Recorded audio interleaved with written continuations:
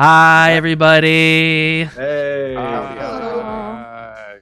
I did it. I'm a smart one this time. Yeah. Well done, sir. Let's get it.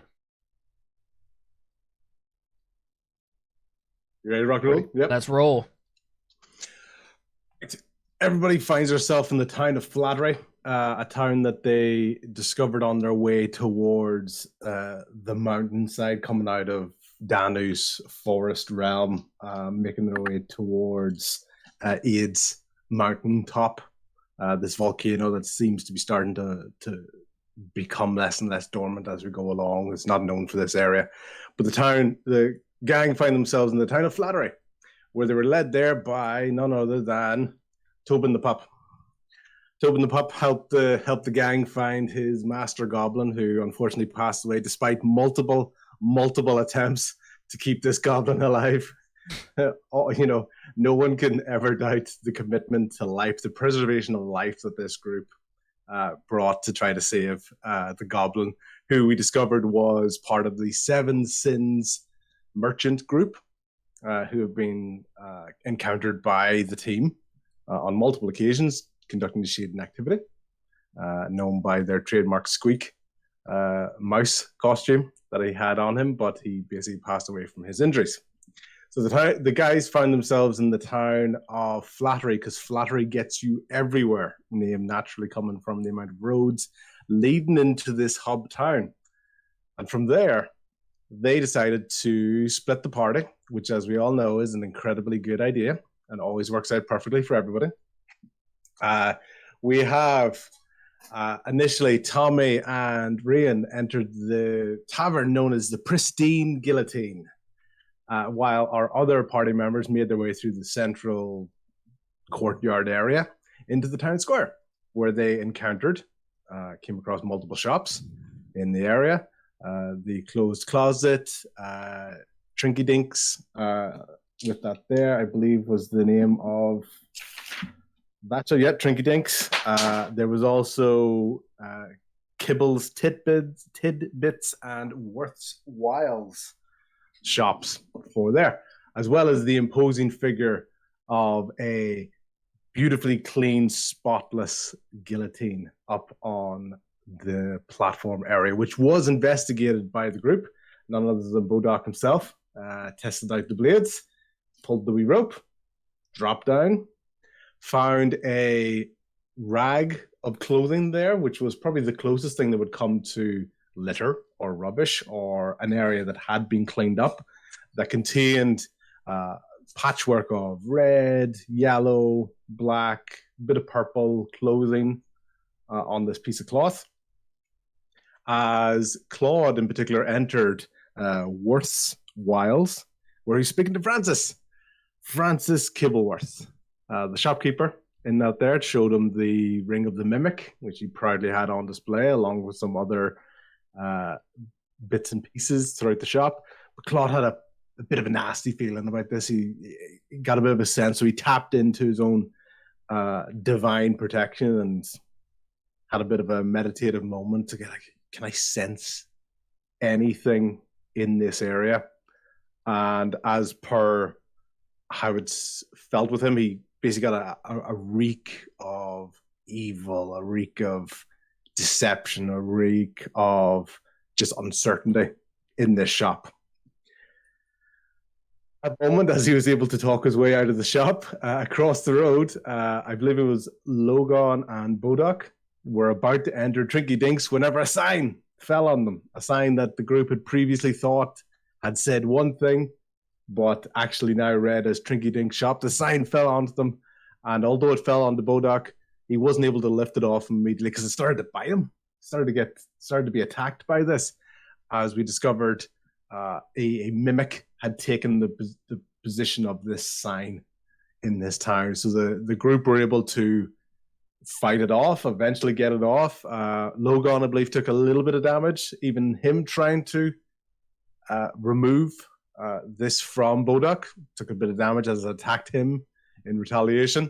And they were met by Francis Kibblesworth, who came out of the shop and basically in front of their eyes morphed morphed into the first of a doppelganger, a gang of doppelgangers, if that makes sense, in front of the group at that moment in time.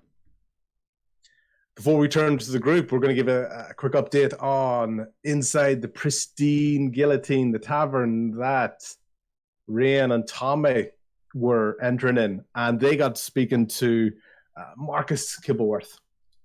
And Marcus went out to the back, and he was wearing a red waistcoat, and he came back in. He was wearing a black one. He came back in. He was wearing red. Seemed to be a strange change in demeanor. And they took a seat at the bar, and they were having a drink while they were being served. And as they started to hear a ruckus outside, all of a sudden, both patrons of the bar stepped out, also formed the shape of doppelgangers, and then crashing in front of them was the massive form of a keg golem in the bar at that moment in time. So Rihanna and Tommy were being surrounded by a keg golem and two doppelgangers in the bar, while from what we know at that time, Claude, Logan, Bodok, and our newly revealed Telemus. Yep, correct or incorrect pronunciation? Champ. That's good. Mm-hmm. Yep, Telemus. Oh, Telumus, Yep. sorry. Telumus. Yeah, and basically they were facing down one of the doppelgangers at that time. So, and as everybody had just got their bearings of what this situation was, in the middle of the town center, there was a lot of heavy creaking. Some wood was being splintered as none other than the guillotine itself started to rise up from the platform and had jumped down into the middle of the town square. Just everything went wrong. There was no subtlety. There was no containment of the noise or the action in particular areas of the town. Very central, got very loud, and everyone's reacting to that instantly as it goes through. So, on that point, we're going to roll initiative right off the get-go. And at the moment, because the parties are split up, we're going to go into the grouping of Claude, Telemus, Logan, and Bodok for their initiative order. 18. Nice. Rolled a 6. It's all right.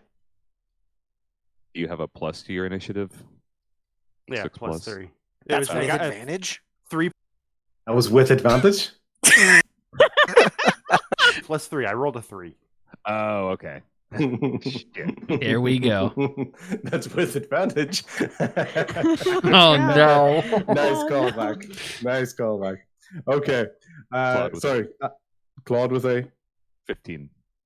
Claude with a 15. Yep. Logan. 6. Hello? Telemus.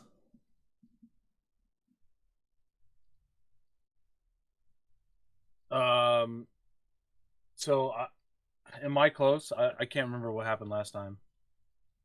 So we're rolling initiative to start out with, so you're going to have to take at least a turn to basically, you're going to take at least one turn or 2 turns to reach the group. Okay. Because you're a little bit of a distance away. So what is your initiative? I am going to run towards the group. Sorry, what's your initiative order to go at the start? Sorry. Roll a d20. Run towards the group. Sorry, go ahead. Roll a d20 for initiative. Yeah, your initiative. We're score. getting Sorry. into the. We're gonna tussle. And then you should have a plus something up near your armor class on your D&D Beyond sheet. 7. 8 minus 7. 1. Perfect. And Bodok. 18. 14 plus 4. Excellent. Okay, cool. So basically, Bodok, you're going to be up first. You are facing down. You're just outside of the town square area. And let me get my little characters up here. I mean, my big imposing characters. basically you were facing right down. This doppelganger has risen up from about maybe 5'8", was about the size of Francis Kibblewort in the shop, and it's just kind of just grown out in all dimensions, just breadth, height. It's sitting at about 6'8" at the moment. Big, like 45-inch chest across. It's just all like very ripped, very fluid muscle movement. Everything you can see, every bit of this ooze or this skin that's on them is being formed now into a very aggressive muscle formation. What do you want to do? I would like to start out by casting the spell, my second level spell, Suggestion. I suggest Tell me about it. you suggest a course of action, or excuse me. You suggest a course of activity limited to a sentence or two that magically influence a creature you can see within range that can hear you and understand you, creatures that can't be charmed or immune. The suggestion must be worded in such a manner that the course of action sounds reasonable. Asking a creature to stab itself or throw itself into a spear ends the spell. Target must make a wisdom saving throw. On a failed save, it pursues the course of action. Yeah. That's about it. Okay. So I'm gonna look at him and be like, I'm gonna say, sir, there is a dead goblin right outside of your pristine establishment or your gates. I don't think you want to scare away any new customers. Why don't you go and bury him in the closest cemetery? Okay. Does that sound Very good. reasonable enough? Yep. Sounds reasonable enough to me. Let's do a wisdom save. See what we get here. I don't know what screens are being. Okay, what's your DC save? 14. Cool. Nice try, but basically he thinks about it at the moment, and he's standing there, and he kind of, the head twitches a little bit, and he does almost seem like he's going to turn towards the gate, but unfortunately he's able to shake it off and go. He's able to shake it off and go. No, that goblin. No. If I remember correctly, I took care of him earlier on. There's no way he's coming back. Dang it. I think I could have done this. Good idea. Just a very good roll, unfortunately. But that would have been a great suggestion of as opposed to like, you kill yourself. You know? Okay, well then, since that failed, I'm also going to then look at Claude and say, sir, I believe we need to murder him. And as my bonus action, give him bardic inspiration. Cool. How do you inspire him? How do you think Claude wants to be inspired? Claude, we need to get yeah. Claude, we need to get out of this situation and get to Thomas and Rianne in the bar. Do what you did to that. By singing. By singing? Okay. I'm kidding. Our town in the middle of the street. Dead doppelgangers and broken guillotines. Nice. So yeah, now you have bardic inspiration, which it's basically a point of inspiration. You can roll a d6 for 10 minutes on any add a d6 to any ability check, attack roll, or saving throw. Yep. Attack roll or saving throw. Okay. Perfect. Thank you. I'll try to help remind you that as well, just in case you don't use it straight away. Yeah, I marked it on my character sheet for inspiration. Excellent. But it doesn't apply automatically, right? I still have to choose when to use it. Oh, but that's kind of the nice thing. It means you get to choose it. You know, for example, if you think something's really easy, you don't want to waste it on something that you think is just going to happen automatically. So you do get to choose. You get to tap into that. You get to remember the way Bodok inspired, and you're like, I'm going to do it for Bodok. But I would need to choose it before my rolls, not roll like crap and go, oh, now I want to use my inspiration. Does it? Kind of a nice balance. So let's say you rolled like a 12. Okay. Mm-hmm. You're not sure if it's going to hit or not. You have to choose to do it before you know the result of the roll. But you don't have to do it before the roll. So say you got like a 12 and you're like, I don't know if that's going to hit. I just want to give it that extra I want to give it a chance. You might have passed it anyway. Mm-hmm. or you might not have, but you gotta choose to use it. You can choose to use it after you roll, but before you know the result from me. Got it. When it comes out, that'll be the sort of thing where I'll be like, do you want to use your bardic inspiration without any sort of a leading of I think you're going to need it or etc. Okay, cool. All right. And then for my movement, so I was he's at the shop that Claude came out of, and me and Logan were kind of at the door of the other shop. Yes, so I can't quite zoom in on both of them, but yeah, he's Yeah, basically just come out of this door. So he's across this road. It's maybe about 10 feet of a road. It's not nothing major, but it's almost like crossing the street.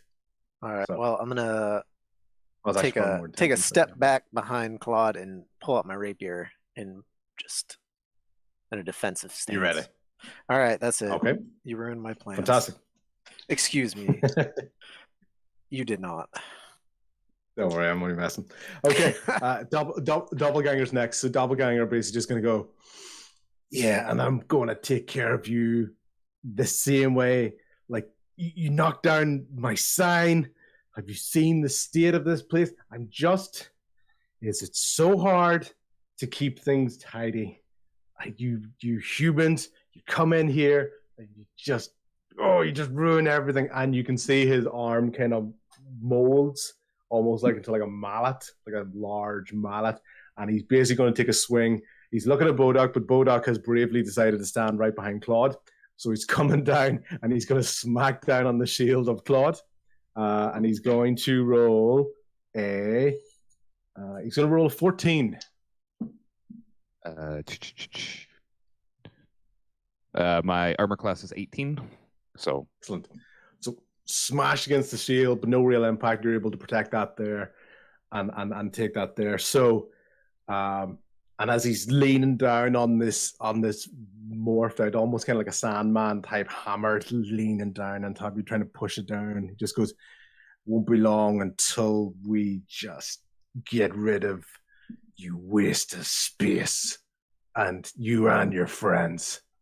And so he's down at that moment there. So that is absolutely fine. Cool. Claude, you basically you've taken this attack on board. You've been able to push it back a wee bit. What do you want to do? all right. Sorry, 1 second. Are we fighting 2 doppelgangers or just one plus the? Just the one. One in the mimic. One, and you already killed the mimic. Yeah. Okay. All right. I think I'm just gonna start off with a longsword swipe. Just deflect the mallet and take a swing. Excellent. Keep it Go simple. for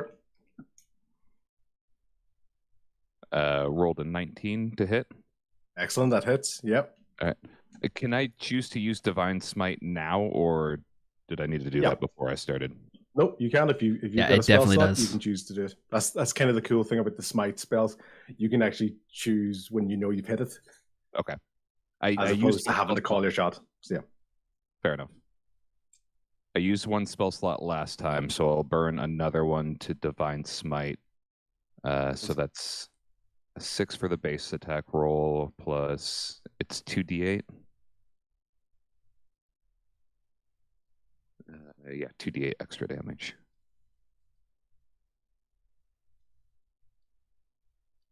Which will come out to 8. So 6 plus 8, total of 14 damage. 14 damage. So good hit, good swing of the hit. How does that swing look? Was it like an uppercut to the knees, to the body blow? How do you sort of repel back that attack and take a swing? Yeah, as Claude smashes away the mallet with the shield, he comes up like kind of a diagonal cut across the chest, just straight across the body of the doppelganger. And as it's cutting through there, this almost radiant energy is coming from your sword, and it's being like his wound is almost opening up slightly. Imagine like Terminator 2, it almost opens up wider than you'd expect it to, with this bright shining light, and it then slightly seals back a little bit, but not quite there. You can still see the mark, but it opened up really wide and then came back into its shape from there. Which is cool from there. Okay. Telemus, you're go next. So just as you're about to make your way towards the thing, basically out from a nearby doorway, bursts out through, and Rian is actually beside you now.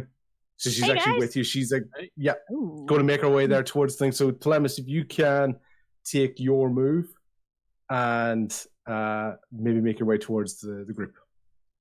Or you want to stop and make a plan with Rian. Rian, you want to chit chat for a minute? Sorry, what was that? You want to chit chat for a minute? Trying to figure out. Oh yeah, you where guys we're going? look a little bit in trouble over here. I was just coming over here because Tony and I were having a nice drink and a chat with the barkeep, and yeah, let's take care of this situation first. All right. So, Radishin, can you remind me of what's in our radius? Like, what can we see around us? Yeah, so I have it that you guys are pretty much at the edge of this town square. So the guillotine has jumped down behind you into the town square. And basically you're looking down the street towards where you see your friends. Yeah, I'm Claude, just playing it off because they've been messing my Olaf, name up so many Logan. times They're fighting on a purpose. big, massive doppelganger, this massive creature. That's what, as I said, looks maybe it's nearly 7 feet from where you are. Perspective's messing with you because it's so massive compared to these guys on the street. And basically they're looking like they're in trouble, but although you've just seen Claude take a bit of a swipe at this guy. All right, so I think let's go help. I think we should go towards Claude. I have a sacred flame ready to rock and roll. I can start prepping that. I can blast him. What do you think? You want to follow up with something? I'm just gonna try to flank him while you do that from the front and help Claude. Okay, I'll start prepping that, and we'll head towards Claude to help him. Cool. Telemus, Sacred Flame, is that a bonus action? Is that an action? Is that a cantrip? It is a cantrip. Okay. So it's a cantrip action. Yeah. So in prepping that, that's one of your actions, and then you're sprinting. So you're making up half of the distance towards them. You would have needed to do dash, so double sprint basically to get there in turn. So you're basically half the distance away, and you've now got your Sacred Flame prepped. And Rian is ready to flank.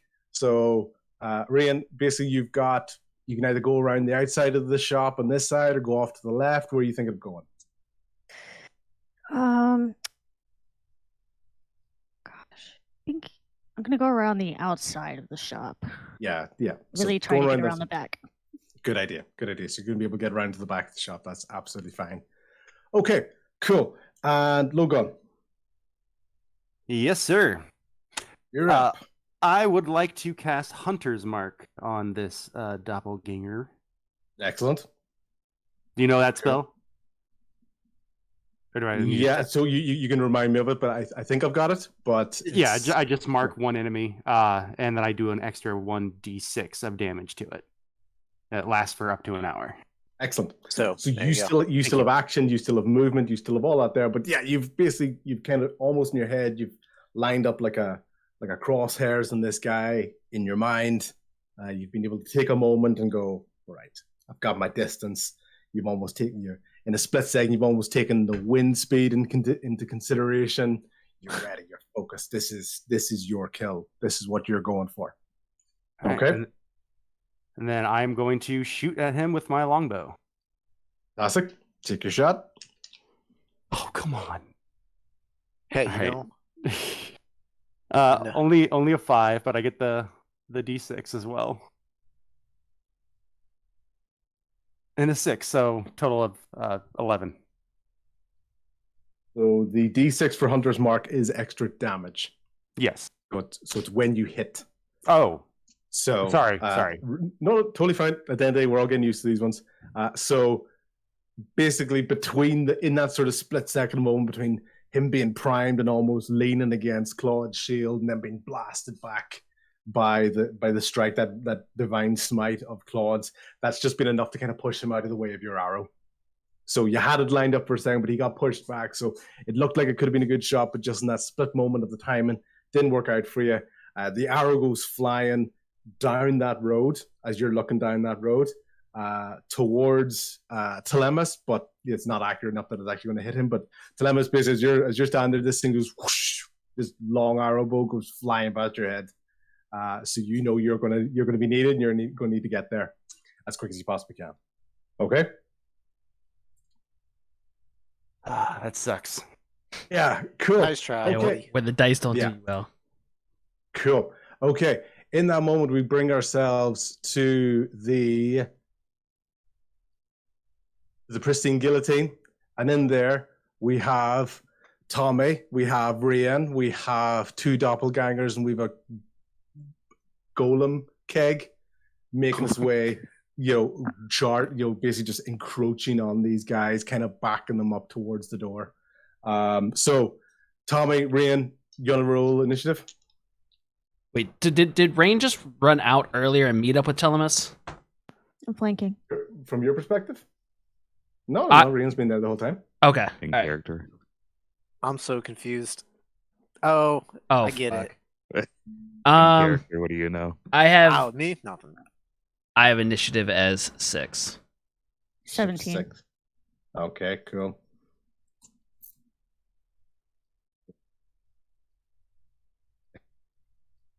Okay, Tommy, the keg golem has dropped down basically just in front of you guys as you kind of were being encroached on, so it's kind of backing. It looked like it's jumped down off the bar. We had the imagery here. I'm going to remove these two guys for the moment. So basically, this large barrel jumped off the bar. You guys were sitting there. It's almost crushed that part of the bar. It's jumping down onto the ground. It's going. It's bearing down on top of you guys. One of the doppelgangers is going, "Oh my god, my beautiful bar! I just fixed it. Come on!" Oh, okay, right. Clean it up afterwards. It's fine, right? Get it right. Okay. Anyway, guys, and at this point, the two doppelgangers are encroaching on you, and they're going, "We're going to have to ask you to come with us, please. You've the guests with you, but your group has decided to come in and just try to destroy our beautiful, quaint town. I'm going to have to ask you to come with us."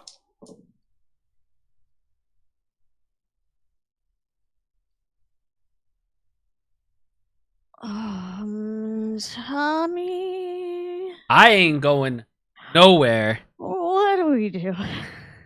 with whoever you are. Where's the guy in the suit? Can I speak to your manager? I don't think they have managers. This guy spilled my beer. I'll do an action when it's my time to do an action. Yeah. I think. Okay, so this We need to get back round to it you just guys, yeah. just give you context there. This area, if you can see on the screen here, this is that bar that you guys were sitting at. So the barrel has jumped down in front of you here. The doppelgangers came from the back, so both of them came out. So the first doppelganger that was wearing the black, the second one that was wearing the red, they came out. They've transformed in front of you, so they're both standing basically at this part of the bar. The keg is encroaching down. This is the door where you came in. And there's just beautiful decorations all around. There's large mats at the door. There's tables and chairs. Stairways up to the left. Where do you want to go? Or what do you want to do?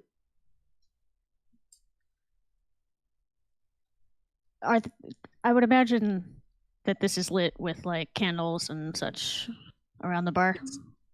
Yes. Okay. I'm gonna cast Control Flames. Direct it at the barrel. Is the barrel filled with alcohol? Barrel is filled with alcohol. Okay. We're gonna take the risk. Go for it. I think. What do I have? Is it just 20? Yeah. Yeah. Oh, 17. That's probably not good for me. Standing so close. So, okay. At that moment, this barrel is about 10 feet in front of you guys.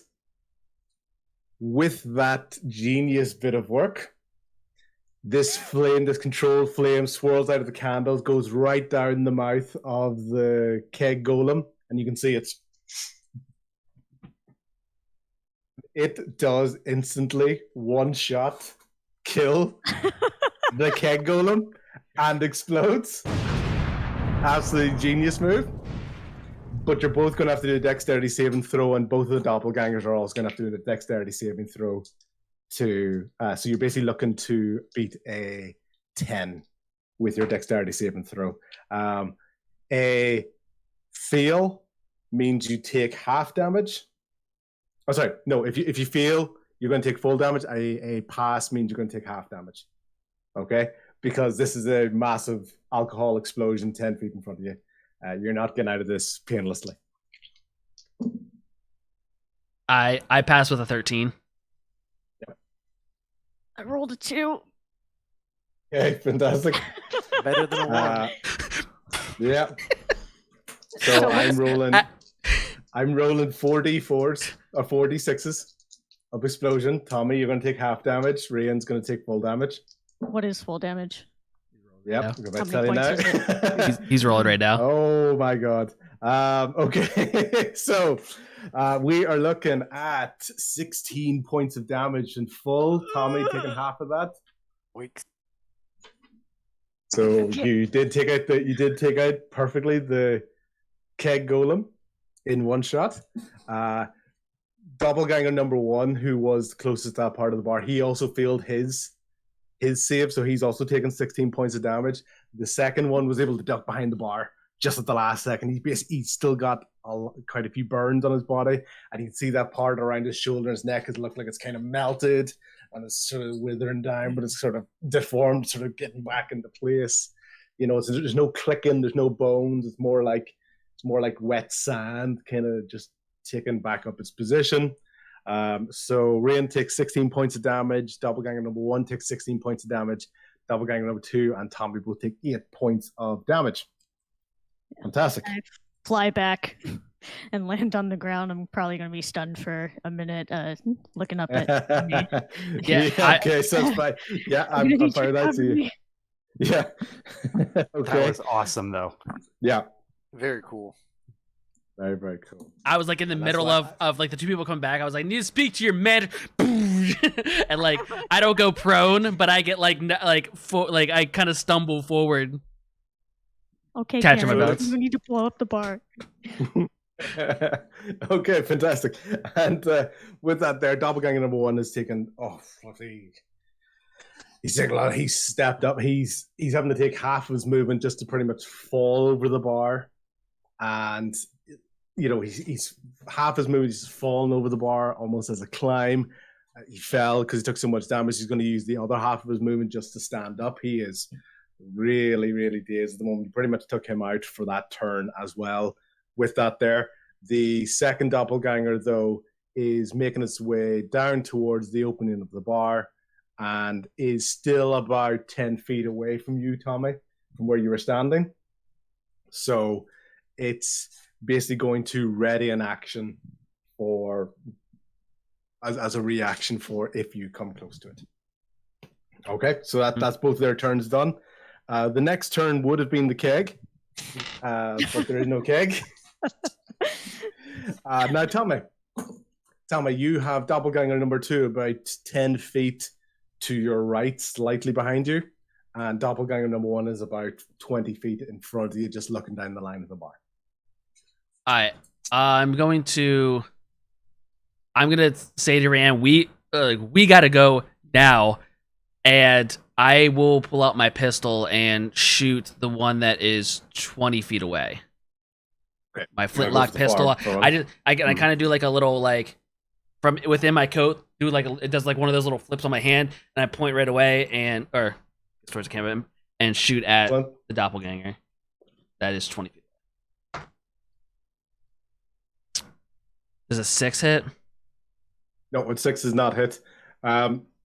It would have been a good shot, but at that moment when the doppelganger took so much damage, it was prone on the ground. Actually, you know what? No, it got up, so it's not prone anymore. It used all of its damage. It was kind of still morphing to sort of fix a lot of the damage that it took, and it just happened to be in one of the spots that it hadn't formed back yet. The bullet almost looked like it went through him, but didn't actually hit him because it was empty space there. So would have been a good shot, but just in the scenario, it just didn't work out. And then, how far is Rianne from where I am? Did we kind of stay in the same? Are we just a couple feet away, or was she blown further back? And I'm gonna say I'm just gonna say you're pretty much within touching distance of her. She got knocked in her ass, basically backwards, by the barrel. You're almost like a bit weary from it. So let's say she's to your left and only about 5 feet away. Okay, then I'm going to. I'm gonna. I don't know if I can. Our spells are an action, right? They're not a bonus action, right? Unless it says it's a bonus action, but in most cases, they generally are actions, unless they're okay. described. This What's one the says spell you want to do. This one says reaction. So Okay. I want to, as soon as I see my shot miss, I'm gonna cast shield back on Rianne because she did that for me. So, and I see that she got more hurt. So I'm gonna cast it to her, and since it's one round, that means it would stick around till my round comes back, right? Yep, I'm happy Okay. enough with that. All right, cool. Since she went before me initiative order, then that's what I'll do. Exactly. Cool. Top of that order again, so we're going to come back to that, guys, in 1 second. So good round there. Let's get back to Bodak. Bodak, you are staring down one doppelganger bravely from behind Claude, who is already taking a lot of a hit from it. You can look down the road, you can see Telemus coming towards you, and you can see a little bit of a blur go past you to your right around the back of the building. So if we're looking at Flattery, probably this one. Yeah. So you're looking down this way, and you saw a bit of a blur that looked like rain flying around the back of the building. And the guillotine's more towards the center of the it's the going to town be center. Center of that gray area. Yeah. So you can look down, you can see it, and you can start to see it rumbling forward. It's almost still getting its bearings, and you can kind of see it looking even without eyes. Yeah. It's looking where to go. So if anything, it's probably more sensing. At the moment, if anything, it's sensing sound. You can hear it sort of reacting to sounds and people calling. So where's Tell at? He's in between us and the. Okay. Yes. Yeah. I see him coming towards us. All right. You can see him coming towards you. You can see what you think is Rian running around the back of the building. What I think is Rian. All right. Sure do, because what Bodak knows and what Jake knows are different things. Sounds good. Also, for the real people here, Rian in the bar could be not Rian. Got it. I mean, don't I kind of figured that, but I'm not sure how it's all. But who is Tommy? I'm excited to find out. All right, so my turn. Yes. Who is Tommy? Yeah. And come here for an existential And crisis. by me. Yeah. Rain had a perfect sort of instant offer just earlier on today. It's like, hey, do you want to have an extra rule today? It's like, yes, because you get to play Rain twice. Go. All right, so what I'm gonna do? How's that doppelganger looking? Yeah, took a good hit, but still looks like it's just ready to reel back and come at you guys. So it's not bloodied or anything. Not bloodied. No. Well, then I'm going to. I'm gonna cast vicious mockery at him, and insult his wares. It's like, I've seen in your shop. There's nothing in there. Nice. Nothing good. He literally has no riz. Oh no! Unlocked his second form. What'd you It is, say? it's another wisdom saving throw. Wisdom saving throw, okay. Yes. I got a 13. Does not save. 14. Does not save. So then it's 1d4. You roll for damage. That was 2. Excellent.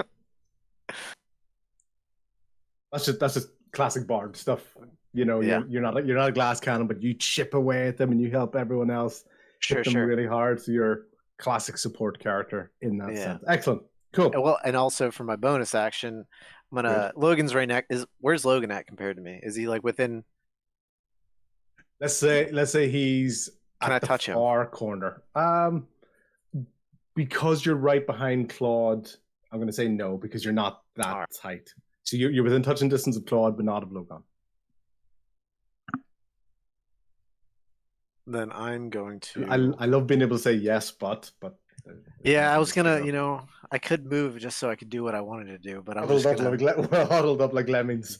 We're all within touching distance of each other, but no. We need that talking circle to reunite. All right, for my bonus action, I'm gonna cast Bardic Inspiration towards Logan. I was gonna slap one on the butt and say, "Go get him," so like he'll do better, but I don't know. How do you inspire him then? How do I inspire him? How do you inspire him? Gotta get him a compliment about his climbing skills. Hey, Logan, I bet you can get a better shot if you climb on top of the building. So that's my inspiration. Good inspiration for that. Okay. I'm feeling very inspired. Damn right you are. Damn right you are. Okay, Doppelganger basically after reeling back, he's taken quite a deep slash across the chest, but it seems to kind of molded back into its spot. It's now taken this mallet of a hammer of a hand and it's turned it into like a fine blade, and it's just looking at the person that hit him before. So it's just going to try to get right in under this shield that has been lifted up. It's going to try to take a stab at Claude. Oh no. Okay, and nope, swing and a miss. Swing and a miss. In fact, it goes right past the edge of you, and while Bodok is giving inspiration to Logan, he notices that the blade just barely misses him as well, both on the sides. So this thing just came slashing through, slightly off balance. It's taken almost a bit of a lunge straight forward to you guys, but hasn't actually hit either of you with that shot. So that's the Doppelganger one. He's not looking to make any sort of moves at the moment. He's engaged. He is taking a line. If anything, the only thing he does, he looks around and he does a sniff in there, and then a weird wry smile appears on his face in that moment in time. So cool. Claude, your go. All right. We'll keep it simple. As the doppelganger misses and is kind of off balance, I'm just going to take a swing with the long sword. And the inspiration can be applied to the damage roll. Attack roll, damage roll, or okay. Wait, hold on. Where'd it go? Unless you want to take the. So if I'm right, It says add it to one ability check, attack roll, saving throw. Yeah, it makes you more likely to hit, not hit harder. Not hit harder. Okay. But more likely to hit if you just okay. I'll hold on to it now for now then, because I rolled a 15 to hit. Okay, 15. That's gonna hit. It's gonna hit. Okay, perfect. Yep. And I'll just do a normal slashing strike. Yep. Which comes up to 6 points. I'm gonna like a plunging attack to try and. Excellent. Cool. So it tried to get you with a lunging sort of spike attack up the side, try to get the both of you.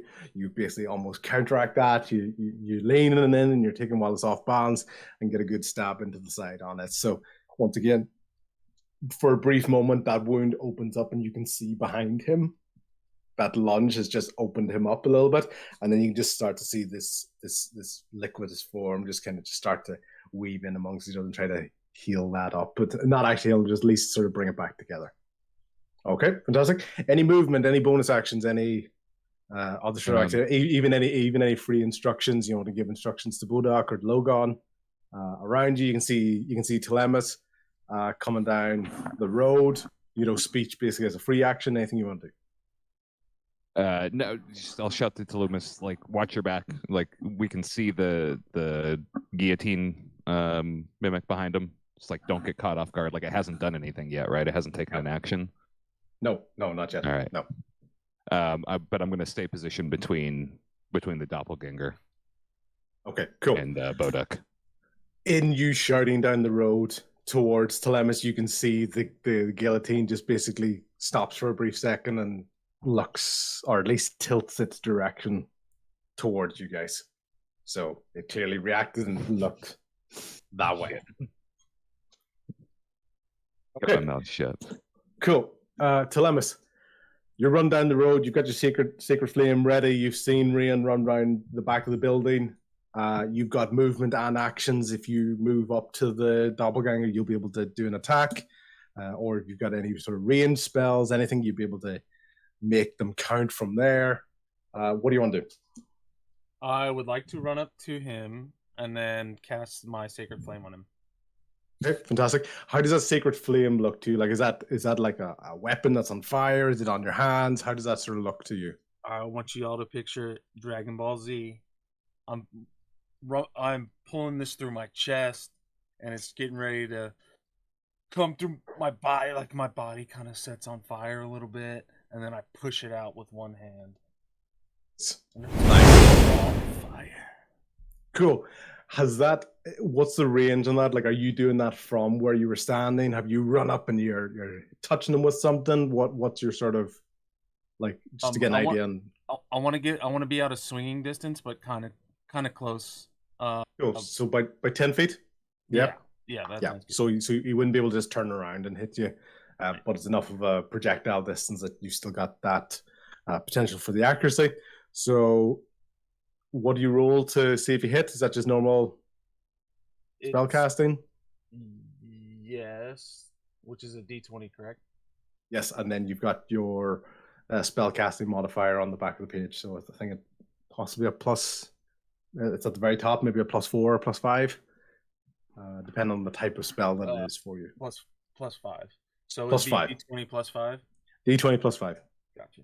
Is Hunter's Mark still applied to that doppelganger? Mark is still applied to that doppelganger. Would that have added to my psychic damage, or that only applies to me? Yeah, pretty sure it's extra damage. It's extra damage for Logan. Oh, it's just Logan. Okay. Yeah. So it's almost like his focus is giving him the ability that, almost like if someone was wearing armor, he's got that ability to kind of see the cracks between it and be able to, yeah, that's really going to hurt. If I can hit him there, it's really going to hurt. Got it. I thought it was like a debuff for them. Yeah, but it makes sense. I get you. Okay. So I rolled the 5, and then adding 5, that's 10. Cool. Unfortunately, this attack does miss him. Okay. Maybe you're a bit winded from the run. I'm not quite sure, but unfortunately, in the scramble of the doppelganger, him lunging and being off balance, and then Claude lunging, to make his attack. Maybe at the last moment, you're trying to make sure you definitely don't hit Claude. Oh crap! And moved, and that shifted it enough that it flew right past the back of the doppelganger and to still about 5-6 feet to the right of Logan, who's at the far end of the building. So it's going to hit that building. It's busy causeway hole in the things you can see into Trinky Dink's shop in there, but it hasn't hurt anybody, unfortunately. Okay. Do you want to use the rest of your movement, because you still have about 10 feet, because remember we said you're about that distance away, so you've got 10 feet of movement. Do you want to stay where you are, use the 10 feet in a different direction? Stay where I am, and then can I prep my crossbow? Pull out my crossbow, is that allowed? Yeah, I'm fine with that, because the idea almost like an energy thing. It's not like you're switching weapons and that sort of stuff, which is totally fine. Cool. Rian, you've come round the back of the building. You're right beside Logan now. You've heard Boduk's inspiration to get up onto the top of the building. What do you want to do? I found 2 swords in the back behind the store, so I'm dual wielding right now. So just like looking at the group and say, hey guys, you really should have gone and helped Tony, and hand the sword to the doppelganger and swing the dragonborn tail at whoever's standing around. Nice. So at that moment, the doppelganger now has a sword caught in his hand, and there's a dragonborn tail that has just attempted to smack Logon because he's standing right there at the corner of the building. The other thing at the corner of the building where Logon is the pillar for what would be the kind of like the roof, the almost like a canopy for the front of the shop. So if you're not hitting Logon, you're going to hit the corner of that shop, and that's going to cause that corner of the building to basically take a bit of damage. So could you roll to attack on Logon and then roll for damage at the very least, because you're at least going to hit the corner of that building. Ooh. The 5 for the first one. The attack roll? Yeah. Okay, cool. Logan, at that moment, basically you kind of sense something, you go, Tony, and then you just see the dragonborn tail coming right towards you. You're just able to kind of almost roll out of the way of that. But where you were standing up against that pole of the canopy, this tail just smacks against it. And in that moment, you can see the dragonborn tail it's becoming all gooey and heavy-headed, and all of a sudden what was Rayanne is morphed, and it's sort of the face is going all deformed and out of shape at the moment. So now there is a second doppelganger right beside where Logon was. Can you roll for damage, please, on the roof or on the pillar? On the pillar? Yeah. 10. Okay, that is hell of a smack on wood. That's enough to clean. That is exactly what you needed to clean through that pillar of the roof. That corner of the roof has fallen down. You're on the outside of it. Logan, can you do a dexterity save and throw for me? Because that's collapsing down on top of you. You wanted to stand on the roof. Logan. So- I wasn't up there yet. No, but it's I brought falling it down down. to you. Yeah. Now you're trying not to be under it. Rolled an 18. Right? What was the What'd you number? I rolled an 18. Excellent. So in that moment, you notice what was happening. So you've been able to roll. The corner has dropped down, and you kind of rolled towards the shop part. So imagine the front corner came straight down to the ground, but you were in close enough against the wall for not to land on you. So good bit of dexterity there. You've got yourself at least out of trouble. And if you all you know at that moment in time, because you haven't seen anything else happen, is why the hell did Rayanne do that? So you haven't seen. Imagine this is like falling in front of you. So you just got a bunch of wood from the corner of this. Claude and Bodok, if you're looking off to the side, it looks like the wood corner of this canopy has fallen on top of Logan, so you can't see him in under that. But Logan, as far as you're concerned, you're almost like it's like a tent now for you. It's around you, so it hasn't hurt you, but you're still surrounded by it. Okay. Okay. We do have eyes on Rian, right? Quote unquote.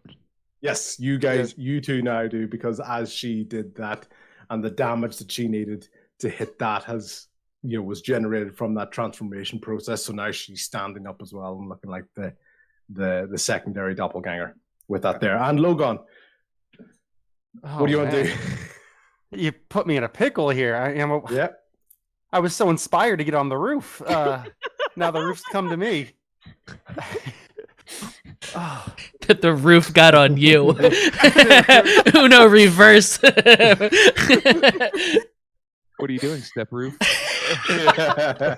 That's some massive inspiration. Inspiring inanimate objects. In Russia, roof climbs on you. Right, so Rian doesn't look like Rian anymore. It's now the doppelganger. From your perspective, this fell before she transformed. So okay. It looked like. So as far as you're concerned, Rian's on the other side of this. You can kind of shimmy out to the left. There's a lot of wood and stuff you have to push out of the way, so half your movement is going to be taken if you want to get out from underneath that, but you're not pinned or anything. You're just hidden behind it. So I'm just going to get out from underneath this canopy or this roof here and look out at the situation.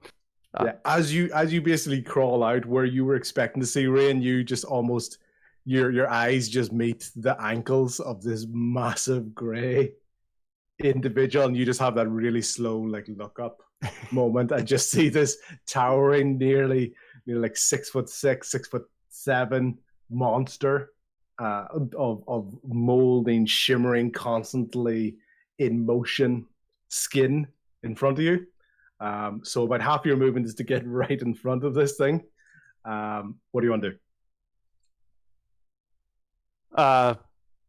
I'm very caught off guard by this figure that just suddenly appeared right in front of me. I am actually going to do something different, and I'm going to just immediately swipe at that second doppelganger with both my daggers. Excellent. Right? You're right there. I love it. Bit of an idea. I'm going to let you roll for advantage on that because I love the idea. You're right at the ankles. Double daggers. See what you can do. Oh. So do I roll one for each dagger? Roll one for each dagger, but I'm going to give you advantage on both of them. So roll each dagger. Roll twice. Wait, is that Plus, right? you're inspired. You're inspired. Yeah, so if one 20 of plus 5. I rolled a natural 20, 25 on that one. Let's go. Hey, and 19 on the other. Excellent. Just even without the inspiration? Even without, yeah. Cool. You've still got the inspiration there. You are right at that moment. This former Rain, this faux Rain doppelganger that was sitting there, was feeling really cocky about it. So I was just like, I've just squashed that little ranger character under the roof. I'm going to go over and take these two guys out. So he's not paying attention to you whatsoever. You come out, and all of a sudden, just right at the Achilles for both of them. Big slash on the both of them. So what's the maximum you can roll with the dagger? What's the maximum damage? Like what is your 2d4 plus 3? Is that what that's telling me? Under the damage section, what it says 2d4 plus 3. That's what it says for one dagger, and it says 1d4 plus 3 for the other dagger. I don't... Excellent. Okay, so because the way I do crit hits is generally it's supposed to be you roll the damage twice, but I don't like the idea of you potentially getting 2 crap rolls on a crit. So I'm going to give you the maximum for one of it, and then roll the 2d4 for what's going to go on top of that. So 2d4, that's 8 plus 3 is 11. Now roll 2d4 plus 3 for the extra damage. 8. Excellent. So right at the right hand or left hand, what do you want to go with first? Right hand. Right hand, good hand. Element of surprise. Right at the ankle. This thing gives a mutated wail, howl. You can almost tell like the sounds of multiple different voices coming out of its head as it's screaming. At one point, it sounds like a little girl, an old man, a middle-aged woman, just random sound effects as the doppelganger, this ability, its voice has no idea what to do with this amount of pain. So it's taken 19 points of damage on one ankle and 2d4 plus 3 on the other ankle. Damn. Well done, sir. Thank you. Hold on. Sorry? You need me to roll another? Yeah, just the 2d4 plus 3. So this is now your left-hand dagger. Wow, how much damage is it going to do? Because it does hit. So now you tell me how much damage it does. 1 second. D4. Mm-hmm.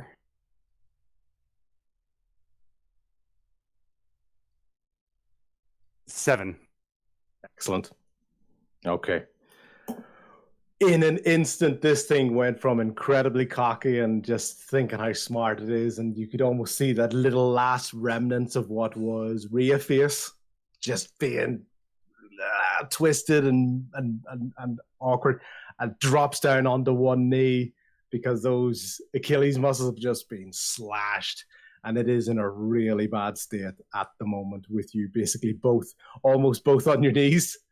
You've kind of crawled out from under this. You're both on your knees almost looking at each other, but this thing is in really, really bad shape at the moment. Do you want to use half your movement to stand up? Yes, I would. Excellent. Cool. So now you're standing up above this thing. It was 6'7", 6'6". Now it's only up to your knees. It's on the ground. It's in really, really bad shape. So excellent bit of damage on that there. So nicely done. As we go, and now we jump back. We jump back to the pristine guillotine. And we've got Rian's on the ground. She just blew up this golem keg out of nowhere. Tommy has tried to take a shot, nearly hit one of the doppelgangers as they are reeling from the damage that was taken in this fight. And Rian, your go. So you're up first with the initiative order. You're on the ground. If you want to stand up, that's half your movement, and then you can Oh no. Tommy, figure what you want to do from there. So, Nadia, you're on the ground about here. Doppelganger 1, Doppelganger 2, and what was the remnants of this barrel. You can see what looked like one metal eyebrow over in this side of the bar, and one keg leg is on the other side of the bar. It's just been absolutely blown to bits. Tommy, I don't think go now is in my vocabulary right now. Just slowly getting up. Just give me a second. With her making that statement, I was more of a we're gonna shoot and run. If she's kind of giving the indication that maybe she can't go, I pull out my rapier and just turn with her, like between me. If I'm between her and one of the doppelgangers, I turn towards that one. Cool. So I'm going to say this one's the closest to you. That's the one you probably would think is the most immediate effect. So you've kind of almost turned, let's call it, just based on the picture, north, south, east, west. I know it's not exact. So you're looking southeast towards this corner of the bar, and there's one doppelganger standing in between you two at the moment. And so, Rian, what do you actually want to do with your turn? As I said, half your movement to stand up, and then whatever you want to do from there.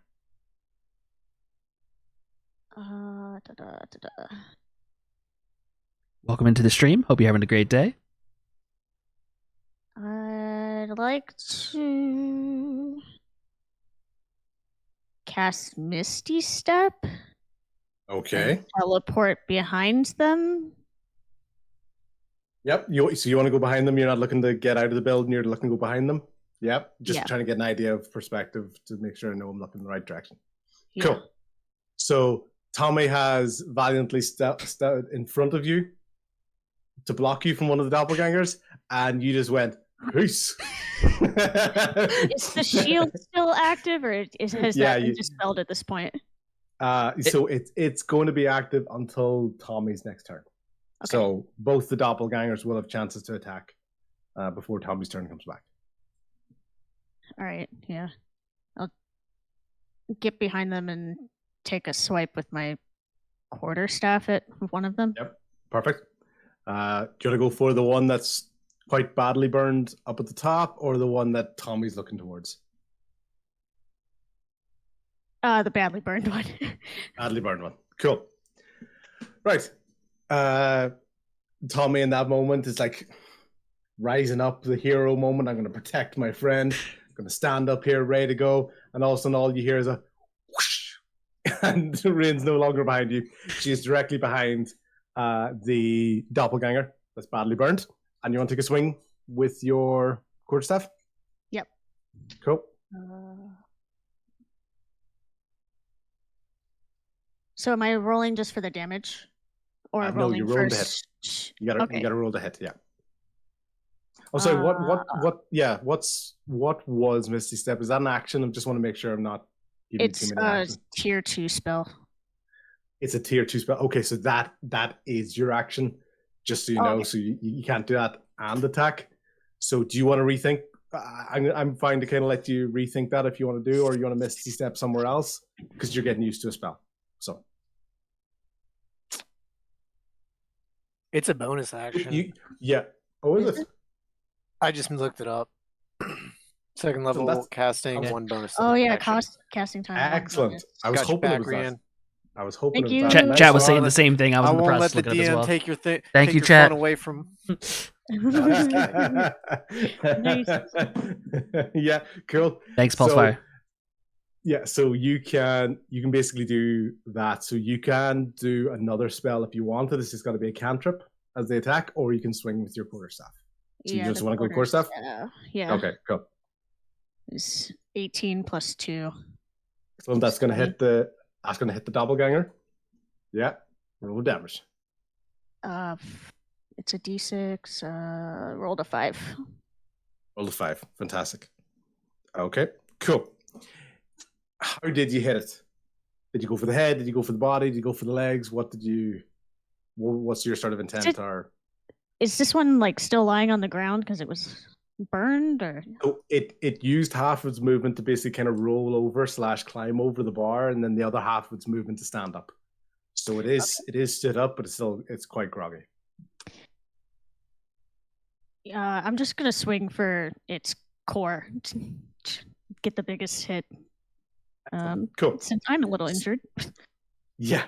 So it did. Imagine like those slow-mo videos of somebody like hitting a water balloon. The quarterstaff goes into it and boom, and it goes, so it does. You feel the dense impact and go across the whole thing. So, and it did almost act like a body blow. So it's pretty woozy at the moment. It's pretty much in a bloodied state. So it's just got burned to a crisp and smacked right in the body. So it's really sort of struggling at the moment. Okay, cool. Any other sort of free actions? Do you want to say anything? Do you want to? You've done a bonus action. You've done an action. You still have movement, because I don't think that counts as movement because it was a spell. So, do you want to move away from this, or? Yeah, I'll stagger back, kind of get clear. Just to give you an idea, so when you move out of its reach, if you want to do it, I'm going to do an opportunity attack, but because you're behind me, it's more like a wild flail, so I'm going to do that with disadvantage if you choose to move out of its we'll do path. Okay. Disadvantage, and 11. Does 11 hit you? Which stat am I looking at? Yeah, AC. The AC. I have 11 armor. Okay. Or 13 armor, sorry. You said 11. Cool. Yes, I said 11. Yeah. You also have +5 because of the shield that's currently on you. So really, you're at an 18 until my turn. Excellent. So it didn't work. It was a mad flail. It just almost kind of swung behind it, like trying to get a fly that you don't quite see. It's like and it's just a mad, erratic flail, and it misses in that reaction. Okay. However, it is its turn next, so it is going to turn around and actually try to move in towards you. And the first thing it's going to do is big mallet arm, and it's going to just try to come down and just smack right on top of you. And it is going to roll it's going to roll a 12. No, sorry. Sorry, my wrong. It's going to roll a 14. Oh. It's going to roll a 14, but the shield is enough to hold it off. So it looks like in that moment, you're like, oh, it's about to hit me. And then all of a sudden, just for some reason, it just stops in the air and just reverberates out there. So as it turned out, an excellent use of shield in that there. It was absolutely needed. Yeah. I forgot, with a little extra spice, when I did cast my shield, it very much was like what you imagine a generic pirate thing. It was like 2 swords with like a skull, but like this like light blue color of a shield. Just imagine that Jolly Roger skull just going, ha, ha, ha, ha. Yeah, blocks it. Very much so. Okay, fantastic. So, Rain, you thought you were about to be smacked. You thought you were about to be crushed by this massive, wet mallet. Is a description I never thought I'd say. And so, instant regret as soon as I said that. And but it's blocked off by this basically laughing Jolly Roger type shield that lands right in front of you with that there. So that's its movement there. Doppelganger number 2 is staring down Tommy. Tommy, this thing's going to make its way towards a very determined walk. You can see one of the arms becomes blade shaped, and it's just going to try to lunge straight towards you with that. And it's only going to roll a 9. So how do you dodge that? I had my rapier out. I do kind of like, since he's going with something sharp, I kind of do just like a parry. Parry, yeah, that's the word I was looking for. Yep, I parried it away. Fantastic. Cool. It's still staring you down at the moment. It's been parried away. It's a bit awkward from that movement there. It's your turn now. Okay. I'm gonna attack the one that's right in front of me with my rapier. Okay. That is a 22 to hit. Yep, that's gonna hit. Then I hit for 3. No, sorry, 5. I hit for 5.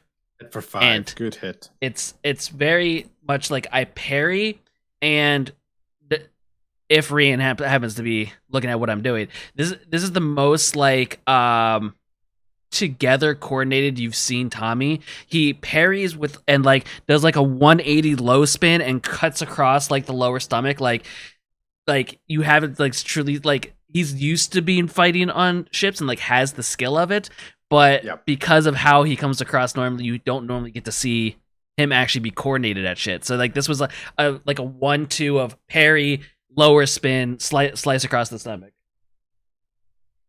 Good. Yeah, so looked like a well practiced, not the first time you've been in this, and just almost like a coordinated attack. So excellent. Mm-hmm. So good stab on that there, which is as we're on. As you make that stab and you're feeling like, and you're kind of standing there going, sorry, go ahead. I was gonna say, I'm gonna also bonus action reload my pistol. Good. Stab. So yeah, I do my maneuver and kind of like come into my upright, and I'm quickly like doing a quick reload. Yeah. Like the whole movement was super thing, but now I'm like a panic reload. Like yeah, sorry, that hand placement is really bad for a stream. Yeah, it's up here. It's like, I reloaded my pistol. Yes. Yeah, you're reloading your pistol. Mm-hmm. Yeah. Turn the music off. Yeah. Who's that? This time I do want a quick fire. Okay. So cool. In that moment, you basically make that attack. You get the reload off, and it's clicked in very perfectly for you. However, at that moment, outside, you hear the wailing of what sounds like a little dog. You hear a little dog go, oh! A bit of a howl. And then following that, you hear, from your perspective, you hear a very large sound just burning in what is potentially the direction of that sound. So you don't know what that is, but you just hear something. Claude's team, you see this thing, what was looking at you after the shout has turned around. Okay? Cool. Getting back to that there. So jumping back and forth here. Hopefully this is good, that it's actually keeping everybody going for a wee bit and you're not waiting too long. Otherwise, that's what happens when you split the party. So okay, cool. Let's call it the group at Trinky Dinks. Right? You're looking down now, 2 doppelgangers, one standing up directly in front of you, Claude. Another one is on its knees right in front of Logan. So, Claude, you're up first. No, sorry, Bodok, you're up first. All right. So I was thinking about this. Seeing Logan decimate that one doppelganger, he's feeling inspired. He's going to take a couple steps back to get like a running start. And he's going to say, Claude, brace yourself. And he's going to run up and kind of like jump off his back, do a flip over him and the doppelganger, and try to land behind him to get kind of like positioning on him. Fantastic. Athletics check, please. Can I give him like a boost with my shield? Like he lands on the shield and then I push him up. I'm going to take that as a bonus action for you, okay? Because you're helping. Let me see what my bonuses are, just in case I want to save it. Just because it's definitely helping, and I'm not going to take a full action off you. Okay. So I'll burn the bonus. I will do it. Okay. Can I argue that it's an acrobatics check? Of course you can. Yep. Because it's whatever way Bodok would do it. So almost like athletics might be like running strong, and acrobatics might be like flip. Yeah. It's gonna be all right. Cool. Great. That's much better for me. Cool. You're going to get to do that with advantage because Claude is actively helping. So that's the potential benefit of using the bonus action for that, because you're giving him advantage on this. Beautiful. So first one was an 8, and then the second one is a 19 plus 5 is 24. Excellent. Nailed it. you had slightly unsteady footing at the time because you got a little bit of a head start on giving Claude that heads up. But so it seemed like you were about to fall, but then Claude picked up on what you were doing, and his little bit of effort right at that last moment is enough to give you that air time to complete your spin. So without that, you probably would have just fallen over. So beautiful. So now I landed. So I do a half spin, now, flip over top of the doppelganger and land, and I was gonna take a nice slash at the back of the doppelganger with my rapier. And now you get to do that attack with advantage because you are flanking. Because Claude's on one side, you're on the other side. He's pinned in the middle. That basically is a combination of it makes it easier for you to hit because he's distracted by Claude, but also more difficult for the doppelganger to dodge it. So you get to go for that move with advantage. Cool. So one is a 20 and the other one is a 23. Yeah, they're both going. Well, they do. Yeah, hit. I gotcha. Yep. And that is 1d8 plus 3. So that is 7 damage. Excellent. Really, really good hit on that. This is probably the first moment where this previously quite cocky doppelganger it's starting to look winded now. It's starting to look slower. Like the movements of it are quite labored. You do stab into it. You're able to get the hole out of it. The blade out of it. There's a hole where that was, and it's what was previously quite fast of a healing motion. This one it's slow and it's labored and it is fusing back together, but it's definitely slower than it was before. Wait, what's fusing back together? Oh, remember when you were stabbing it, it would kind of form itself back together. Yep. So compared to the other times it's being hit when it was sealing up quite quickly, but still showing a bit of damage, this is definitely a slower, more labored weaving back together of this kind of almost like liquid metal, fleshy substance of the doppelganger. All right. And so how far is the other doppelganger? In the road, about 10 feet. All right. By 15 feet. 15 feet. So I have 2-weapon fighting from one of my bonus actions. Would I be able to? Okay. I also have a dagger. I was hoping to throw from the hip, kind of throw it, pull it out and whip it at the other. Yep. And because it is prone, you get to throw that with advantage.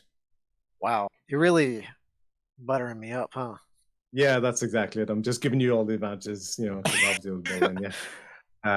But yeah, good luck with those advantages. So now you get to hit it with advantage. 17 was the higher of the two. Have a higher of the two, yep. So it's going to hit as well. And that is 1d4 plus 3. That is 4 damage. Excellent. 4 damage on that. I'm going to make a note to go pick up my dagger. Yes, because the dagger goes in and it basically the wound is sort of fusing around it. So it's healing, but it's getting it stuck in there, and you can see it's also laboring with that. It looks really uncomfortable with this thing stuck into it. Okay, cool. Doppelganger number 1 is now being flanked by both these individuals. It knows it's in trouble. It knows it's in a really bad spot. It's going to basically make a run towards the town square. It's going to dash. But in that moment, both Bodok and Claude have the ability to do reaction opportunity attacks to hit it while it's run away. So if you guys can just roll for a normal attack, nothing special, nothing extra on top of it, just a normal attack of whatever you've got in your hand. 11. Rapier or sword. Yeah. 7. Unfortunately, both attacks miss. So. Wait, sorry. That wasn't roll to hit. That was roll damage. Sorry. Oh, sorry. Yeah, roll to hit. Okay, roll to hit first. 15. Yeah, so that hits. So, Bodok, you're still busy in that moment while you were throwing the dagger off to the side. It was only in your peripheral vision. You noticed it making a run for it. So you tried to make a slash for it, but it missed. Claude, you had your focus on it, so you were able to get a hit on that. So what's your damage? Yeah, what did I roll the first time? I can roll it again. I don't mind. Well, put it this way: you had 11, so it's a good hit for damage. All right, roll D8, 5 plus 2, so 7 damage. Yeah, that's what I rolled last time, actually. 7 damage for that. So yeah, really taking a hit. How do you hit it on the way past? So it's a bit of a slash. How do you hit it? As it's running by, Claude kind of like swings for its midsection so that it's running into his blade, like the blade is making contact as it's running.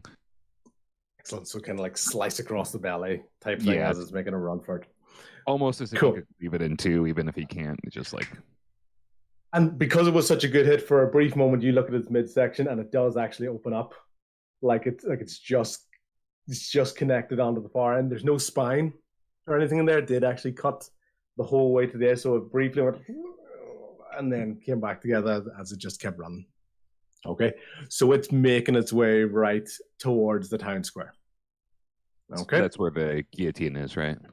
It's run towards the guillotine. From what you can tell at the moment, for some reason, the guillotine has changed direction. It's no longer running towards you guys, or no longer moving and looking in your direction.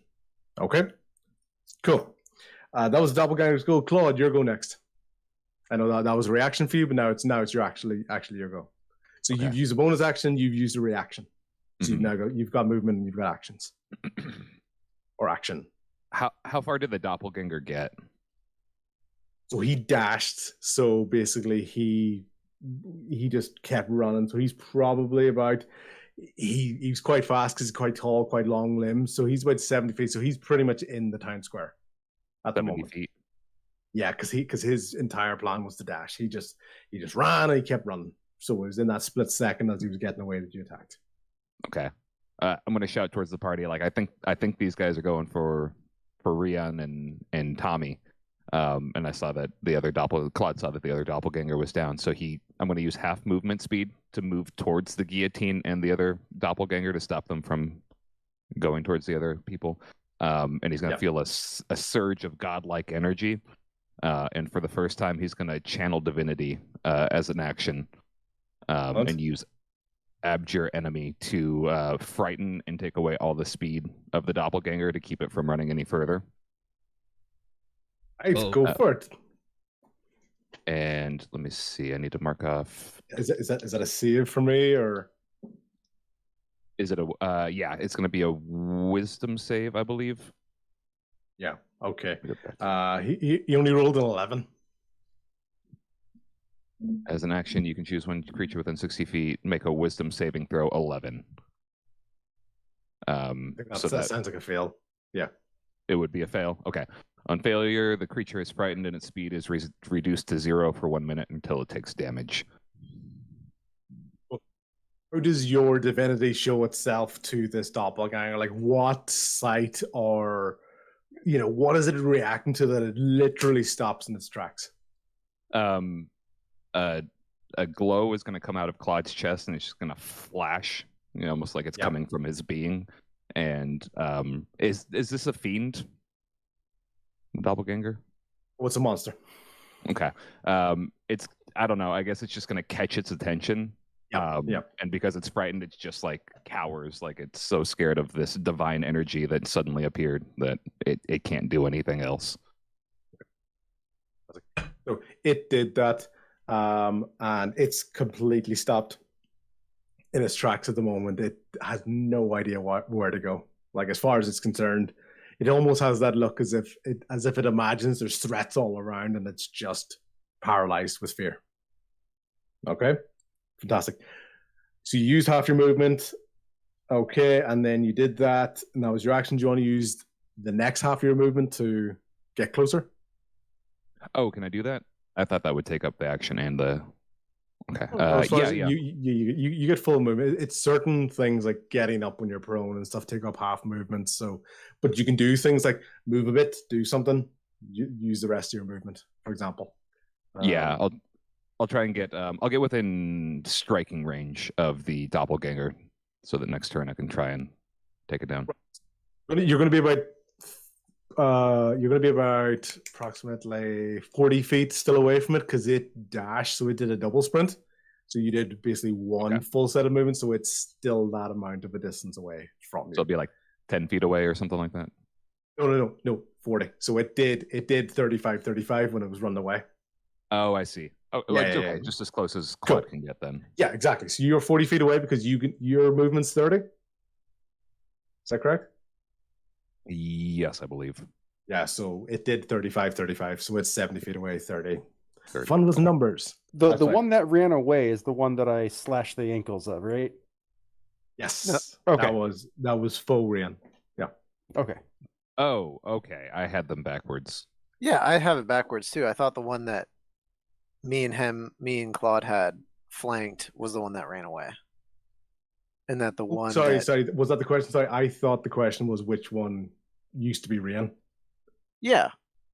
So the one Boduck and Claude were fighting is the one that took off. Yes, and it was already looking like a doppelganger. Yeah, it was the shopkeeper. It was the shopkeeper. And the other one that Logan took out or took down prone was Rian. Yes. Okay. Yes, correct. Yeah. That helps. Logan, so which one ran away? Okay, that one. Not the one you're fighting currently. Okay, not the one you're fighting. Yeah. Dang it. Or maybe good. We'll see. I mean, that guy's crippled on the ground, so Logan. I mean, yeah. Yeah, I was wondering, like, I just slashed this thing's ankles. How is it sprinting away? No, I was confused.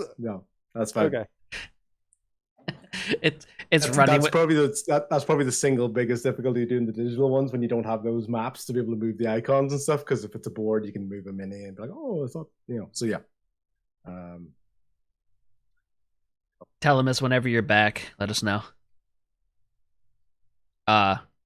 Yeah, him trying to run with the back of his ankles would look like flip flops, but like in reverse. Like his back of his feet are just like that's gross. just like flopping.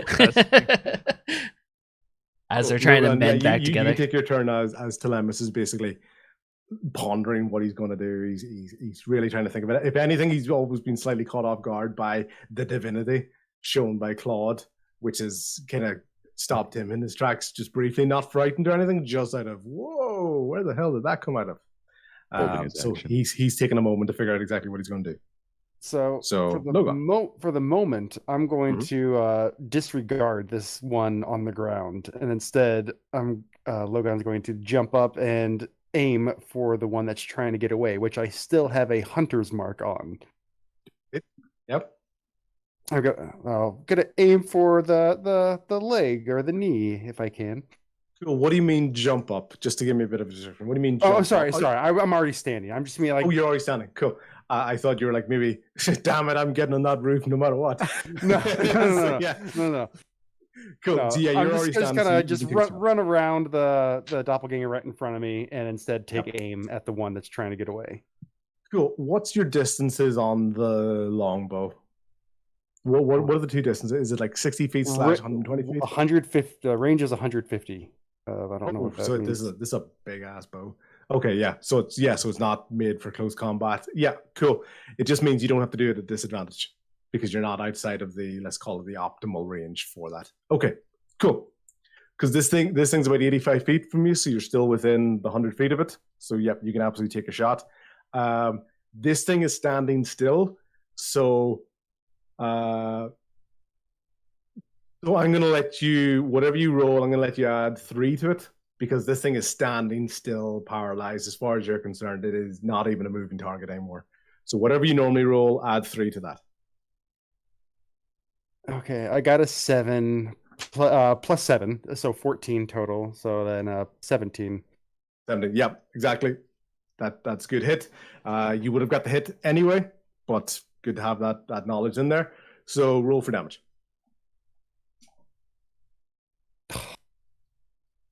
4. Wait, no, I have hunter's mark on it. So you indeed. D6 as well. Good job, remember. And another 4, so 8. Because of that, Ian, get to tell me how that thing dies. Oh god, I was aiming for its leg, so that's gonna be a pretty anticlimactic death. Nope, you weren't aiming for his leg. You get to tell me now what you're actually aiming for. So tell me how this thing dies. I'm thinking. Yeah.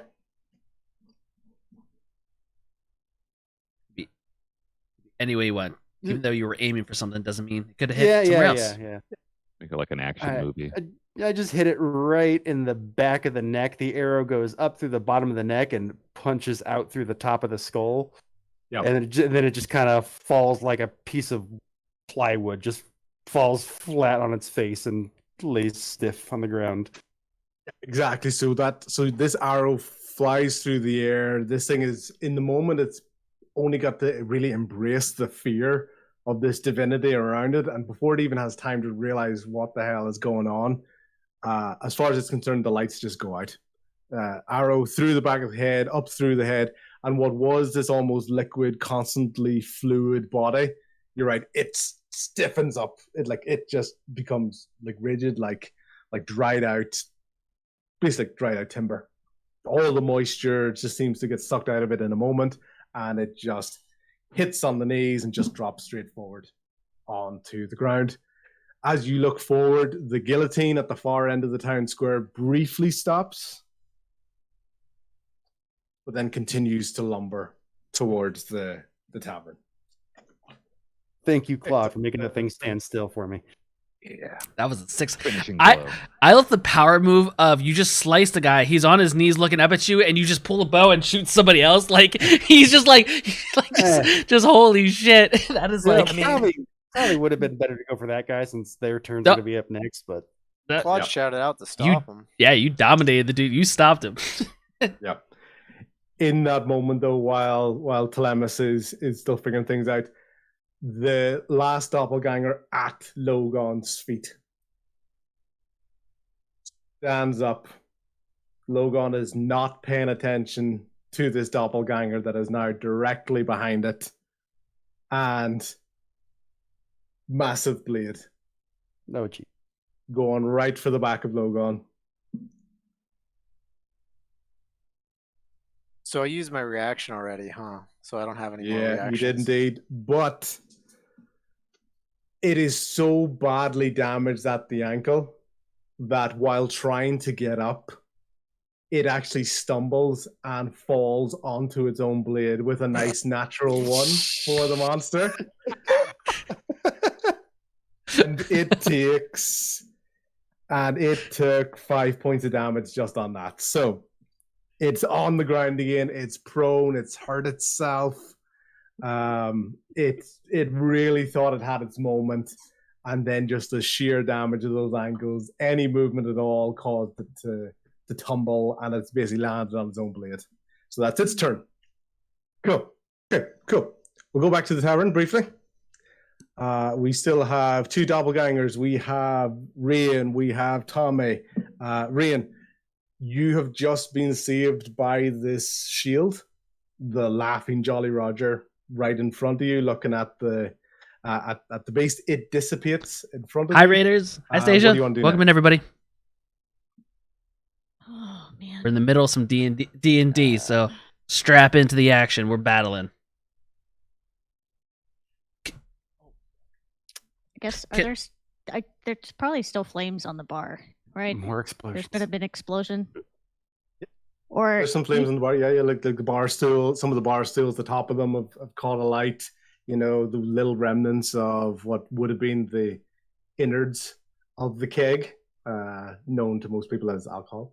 Can I do it like an investigation check / like yell before her turn, or do I gotta wait till my turn? Wait for your turn. Okay. I'm actually just gonna play it safe here and cast magic missile on the one. I'm wonderful. Welcome in. How was Level your 1 magic stream? missile. Welcome Excellent. in, everyone that's fine. new. Roll your damage.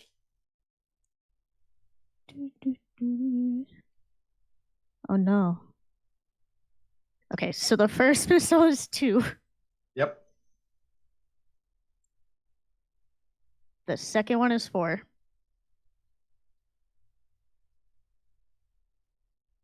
And the third one is 5. Excellent. Okay, this thing's in really, really bad shape now. It's basically just taking boom, boom, boom. So these magic missiles coming through once again, almost like that kind of slow-mo water balloon. It's just these forms just going boom, boom, boom, boom. It's just getting all wobbly, and the viscosity, I believe the word is, in terms of how Thank you fluid very is much for the becoming raid. more Welcome in. erratic.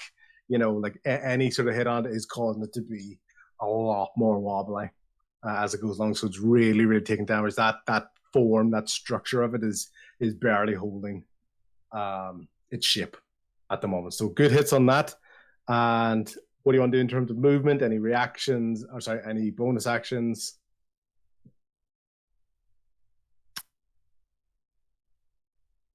Okay, not that.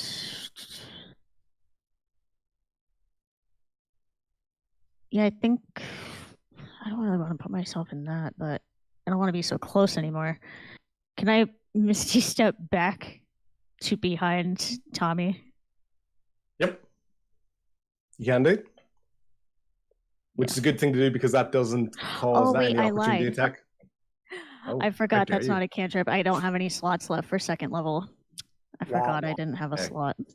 Yeah, okay. From the last one. Damn. Okay. I'm gonna use minor illusion instead and use it to create a sound. Yep. And just have my voice behind the guy that's in front of me kind of be like, hey, over here, sucker. Oh, to get his attention. Excellent. Okay. That's absolutely fine. And any movement? Do you want to move away? I'm still moving backwards as much as I can. Cool. So I just rolled basically a sort of a wisdom check on that to see how believed he was, but how distracted he was. And that was enough to make him turn around so that when you backed away, there's no opportunity to attack. Okay. So he did get distracted enough by that he doesn't take a swipe at you with you moving out of his range. Okay, cool. So you've created a bit of distance there between him without having to take the risk of an opportunity attack, which is fine. In that moment, though, the doppelganger does turn around, and in his confusion, he must assume that it was Tommy that just called him a sucker. So he's going to bear down on Tommy in that moment. And Tommy, mallet fist coming right towards you from the side. How far away were they? Like, because he had to use movement to get to me, right? Yeah, so he was about 20 feet based on, remember when we were talking about shooting at the distance and stuff, so he can close that. Plus, they've got slightly longer walking speed and stuff, so he can definitely close that distance on you. Okay. Yep. Okay. What about 13? My armor class is 13. Right, so he does hit you. So he takes that hit, and with that there, Mal comes in, gets you right in the side, right under the rib cage. He's going to hit you for 4 damage. Okay. Other doppelganger basically going to make its way around to you as well. These things are just closing in on you. So one's taking the body blow, blade arm coming towards you as well because you're in this parry fight with them. They're at like 9 and 12 o'clock position, so not flanking you because the other guy was standing there anyway. They're not really in the moment, just going to shift around for the sake of it. But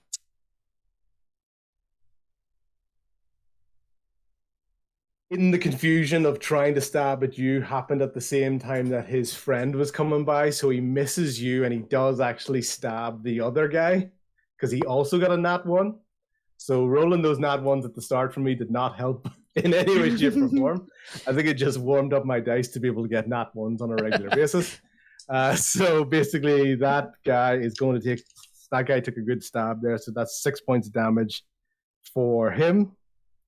So he's getting there. He lets out a bit of a wail. Once again, you got this mixture of voices that you're not expecting from something this size. You know, male, female, orc, dragonborn. There's this weird composition of voices coming out of this. And it looks at the doppelganger and just that intense, like, seriously, WTF, look at this guy for a moment. And Tommy, now it's your go. While these two are distracted with So- each other. Did the one that stabbed the other one kill? Because the one that got stabbed. Wait, did it stab the other one? Did you say? Yeah, it's Sorry. the other one. So he didn't die though, even though he was the one Oh, that he was didn't really die, but, fucked up. but he's really, really close. Okay. He's really close. Can I first do an investigation check to determine where I'm hearing the barking, whether it's towards the back, like a back way of us to get out of here, or out the front door? Yeah. I'm okay just in that sort of moment, investigation-wise.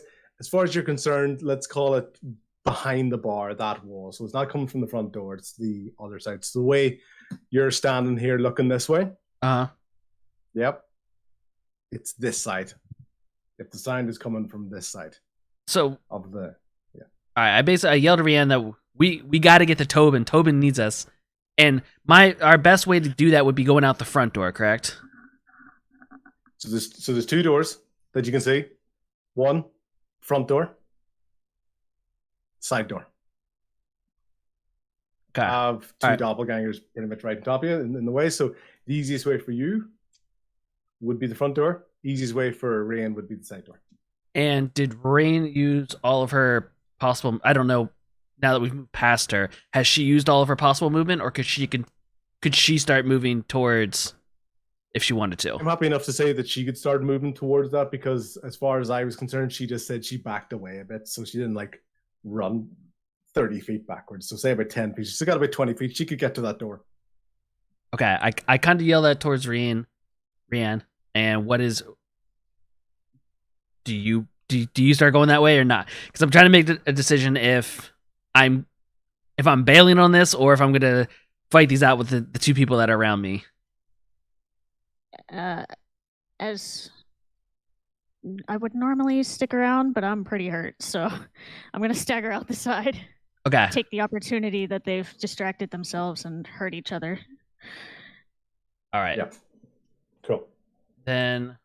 So we'll come back to Rain in a second. Tommy, you're reacting now to Rain taking the instruction and going for the side door. I'm going to attack the weaker of the two with my rapier, the one that's hurt.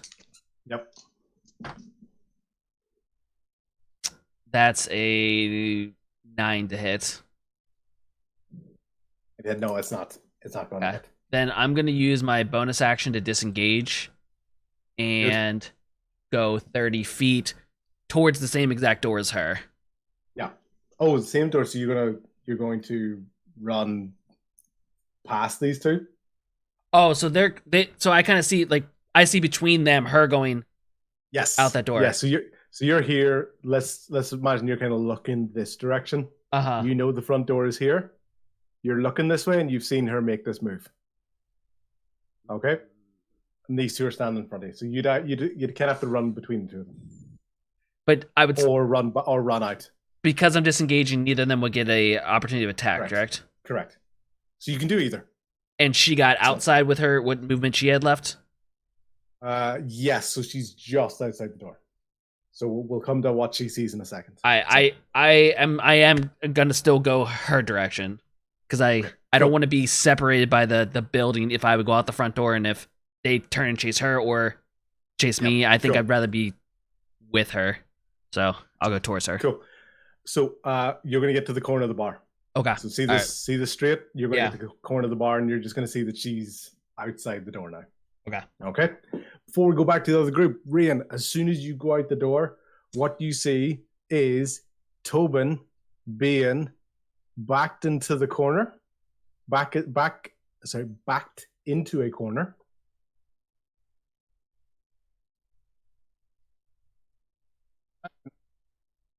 As you look at this, unfortunately, you realize now why Tobin has decided to start crying. Oh no. You're so cute a little bit. In like an octopus kind of way, a Cthulhu kind of way. This thing is encroaching on Tobin. Tobin's backed into a corner. He's whimpering. He's making loads of sound. He's trying to bark at this thing. And in that moment, you look towards your right, and about 40 feet away from you is a massive guillotine stumbling its way towards you. It's following the sound of this whimpering and the shouting. It's going towards what it can hear. And that's the last thing you see before we go back to Claude. Go back to Bodak. Bodak, yeah. Okay, Bodak, to your left, the opposite direction of the town hall, there is a doppelganger that has fallen onto its own blade. Logan's looking pretty happy with himself because he just absolutely nailed this shot. Claude has just emitted this massive beam of divinity. And you can see that maybe it's relief. I'm not quite sure how you feel. The guillotine is not coming in your direction. So, what do you want to do? So I see I know the guillotine is not coming towards my direction. Do I see where it's going? Can I see where it's going? So if you're looking at the map, you're up here. It's going at this diagonal. So it's kind of going towards what looks like the back of the bar. Okay, it's not there yet. It's still on the town square part. Yeah. But it's slow. It's lumbering. Each move it makes, it's big and it's heavy. And it's just trouncing down in that direction. Gotcha. I'm going to... How far away do you think it is? So the doppelganger that got away from you was dashed. It dashed. It was 70 feet, so it was just about here. So you're probably looking 100 feet, 120 feet, somewhere between 120 and 150. Like it's a fair distance away. Gotcha. If you guys were a bit down the road. So yeah, let's go 120 just for the saves.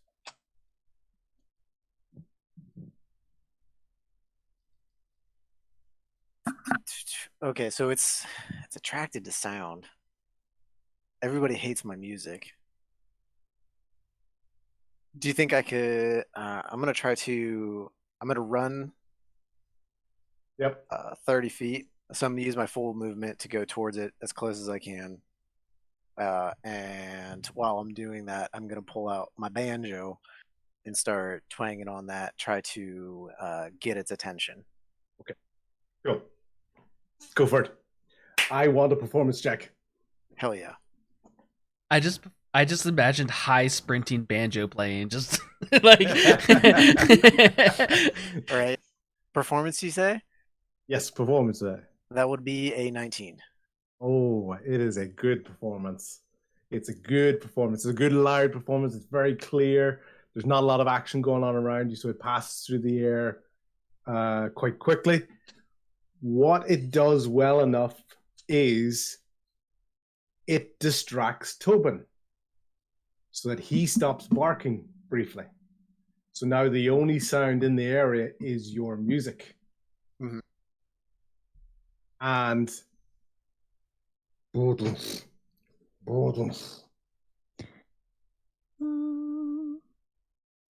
it's now looking in your direction, and it is lumbering in your direction away from the bar. Good performance check. Okay, cool. That's all I'm doing. That's what you're doing. That's fine. So that's that one. Claude, you're up. Divinity has shone out of you at the moment. You saw this guy get frightened, and then he died instantly. One of Logan's arrows came by. You know the other doppelganger is behind you, but you know Logan did a lot of damage, but you didn't see that it fell over. You just know that it is still there behind you, and you've started to see the guillotine trudge very slowly towards you guys.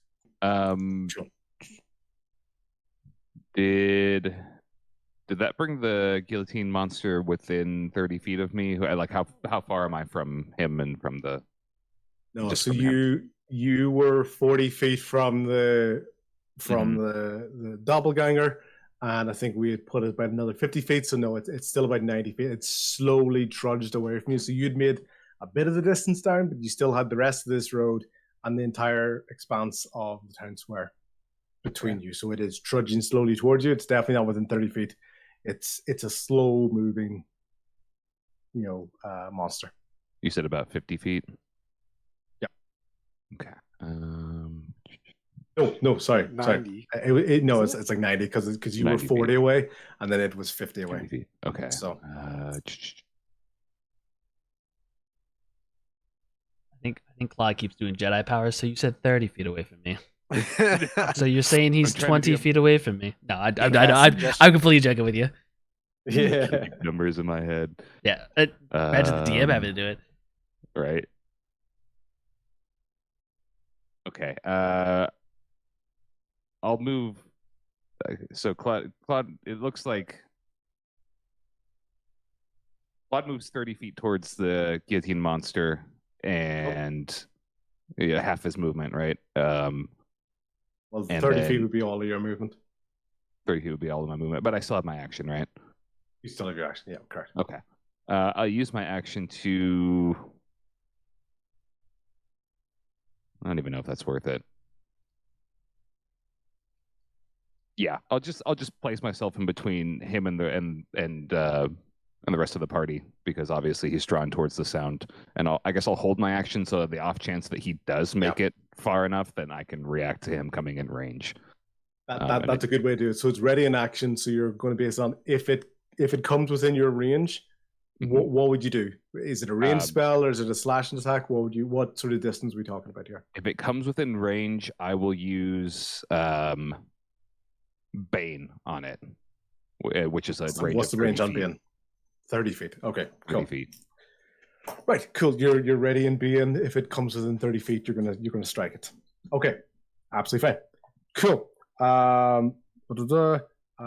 Yep. Telemus, it is your go actually now. So what I'm going to do is your go, Logan's go, your go again. Okay? That's how we're going to catch up your actions. Here's Aries on mute again. Oh, sorry. What'd you say? Your go, so to catch up on your action economy, it's going to be your go because it's your turn now anyway. Okay. Then Logan's going to go, and then you're going to get your catch-up action. Okay? Okay. Sounds good. I want to be next to Claude, so wherever I am, I'll move next to him and then ready up. Excellent. Cool. So you were already 10 feet away. He moved 30 feet, so you use 20 feet of your movement to get up beside him. Yep. Mhm. Which puts you here. Okay.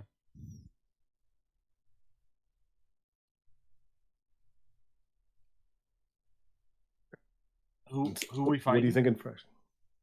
So there's the doppelganger that's injured behind Logan, or you are staring down the guillotine at the far end of the town square. It is about, I think we'd worked out, about 60 feet away from you. Where God was standing. But it's coming towards us, so I was waiting for it to get to us. Gotcha. Okay, Or next turn move.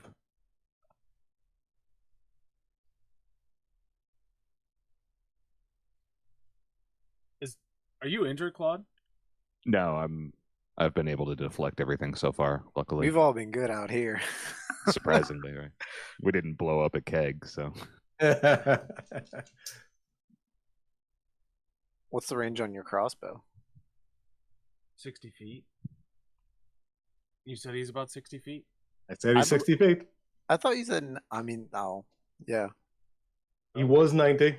Oh, okay, he moved. Okay. And then he moved. It's 80 feet, so let me shoot him. I'll let you shoot him if you hit him. Yeah. Yeah. Let me aim at him. Out of this thing. Let's see. 14. 14's a good hit. So as it flies through the air, basically one of the first things it does is there was the rope that that Bodok had pulled at. Basically, you hit the barrier very, very close to that rope on the let's call it the left vertical of that, and it's snipped away at that rope as well. So it's kind of taken a little bit of a hit on that as well. Can you roll damage? Oh, 5. Yeah.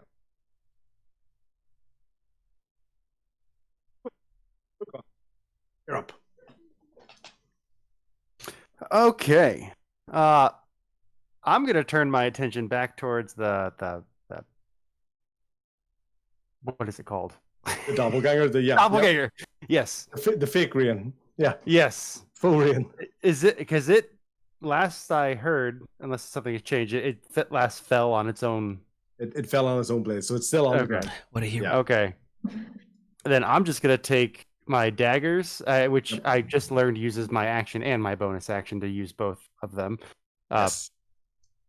And I'm just gonna swipe at it with both daggers. Them get to be with advantage because it's prone. Nice. I'm just giving out the advantages all over the place. 19 on the first dagger. 2 on the first. 18 on the second. Dang. Hit. Must be nice to roll awesome with advantage. About to solo And this damage on the doppelganger. first dagger is 7. Yep. And 7 for the second. I'm crushing it. Crushing it, buddy. Because you have put this thing out of its misery. Tell me how it dies. I just stab both of those daggers directly into its eye sockets.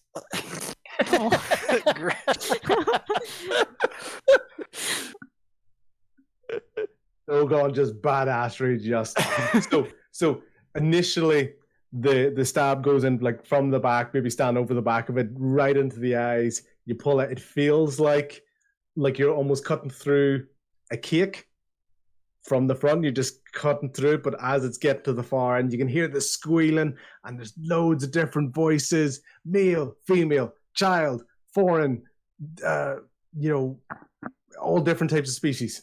Just hearing this wailing coming out. And as you get to the far end, this has gone similar to the last one. It's gone stiff as a board. Basically, all the moisture, all the fluidity of this thing has just. And by the time you're ripping out the daggers, it's like taking an axe out of a piece of wood. You just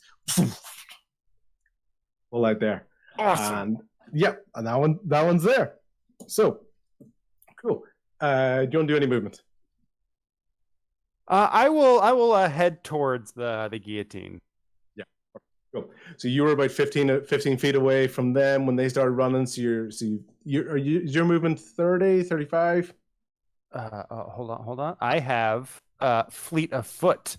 What is that? It just says my base walking speed increases to 35 feet. I don't know if that applies no, here. perfect. Cool. It puts you. So you basically are, instead of what? So you were 15 feet and they're 45. So you're 10 feet behind them. So All right. Yep. So you're pretty close to them. Probably coming up to them with a little bit of a strut. You're like, I just fucking destroyed that thing. Yeah, I did. Probably just wondering, should I tell Rian about this? I don't know. It's like, do you have trust issues with her? You don't know. Did you do something to annoy her? She was there 1 minute. She wasn't there the next minute. Where did she go? As far as you're concerned, she was there, and then she's not still there. a little confused as to what happened there. Yeah. Cool. Perfect. Then back to Telemus. Your go again. Your catch-up go. So once again, you basically, if you want, you could take another shot. You're still at the same distance as the guillotine from it. What are you thinking? Is there anybody I can heal that's around us? Anybody? We're all good. Yeah, we're all healthy. Rian, are you good? I know you got hit by the. I'm not arrows. good. Well, she's also in the bar still, right? Yeah, in the I'm bar? right outside the bar. Oh, Yeah. really? Which is like, Yeah. Oh, which that's is right. like, You guys came out which the is door. like 20 feet away. Just kidding.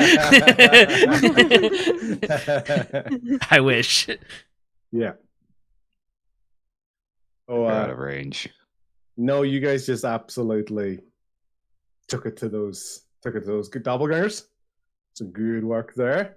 Trying to get like Destroyed 2 doppelgangers and yet a mimic that falls on top of you is the thing that actually hurt any. But yeah, so there's probably that little bit of damage from the mimic, for Logon and for Bodok.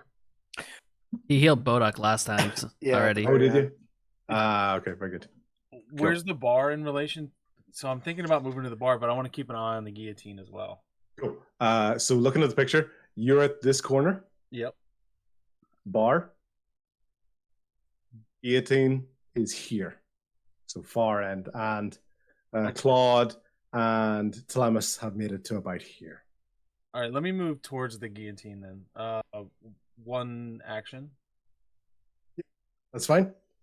And then I'll shoot it again. Okay, what's your range on the longbow again? It is 80 feet.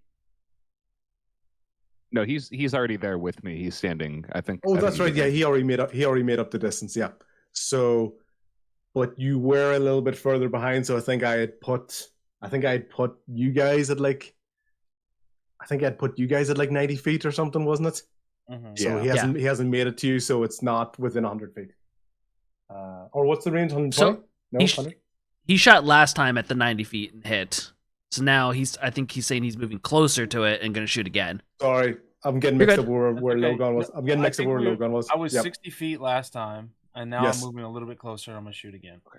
Yeah, no, I got mixed up between where Logan was standing and where you were standing. Yeah, but you're right. No, you can take another shot. Okay. Let's do that.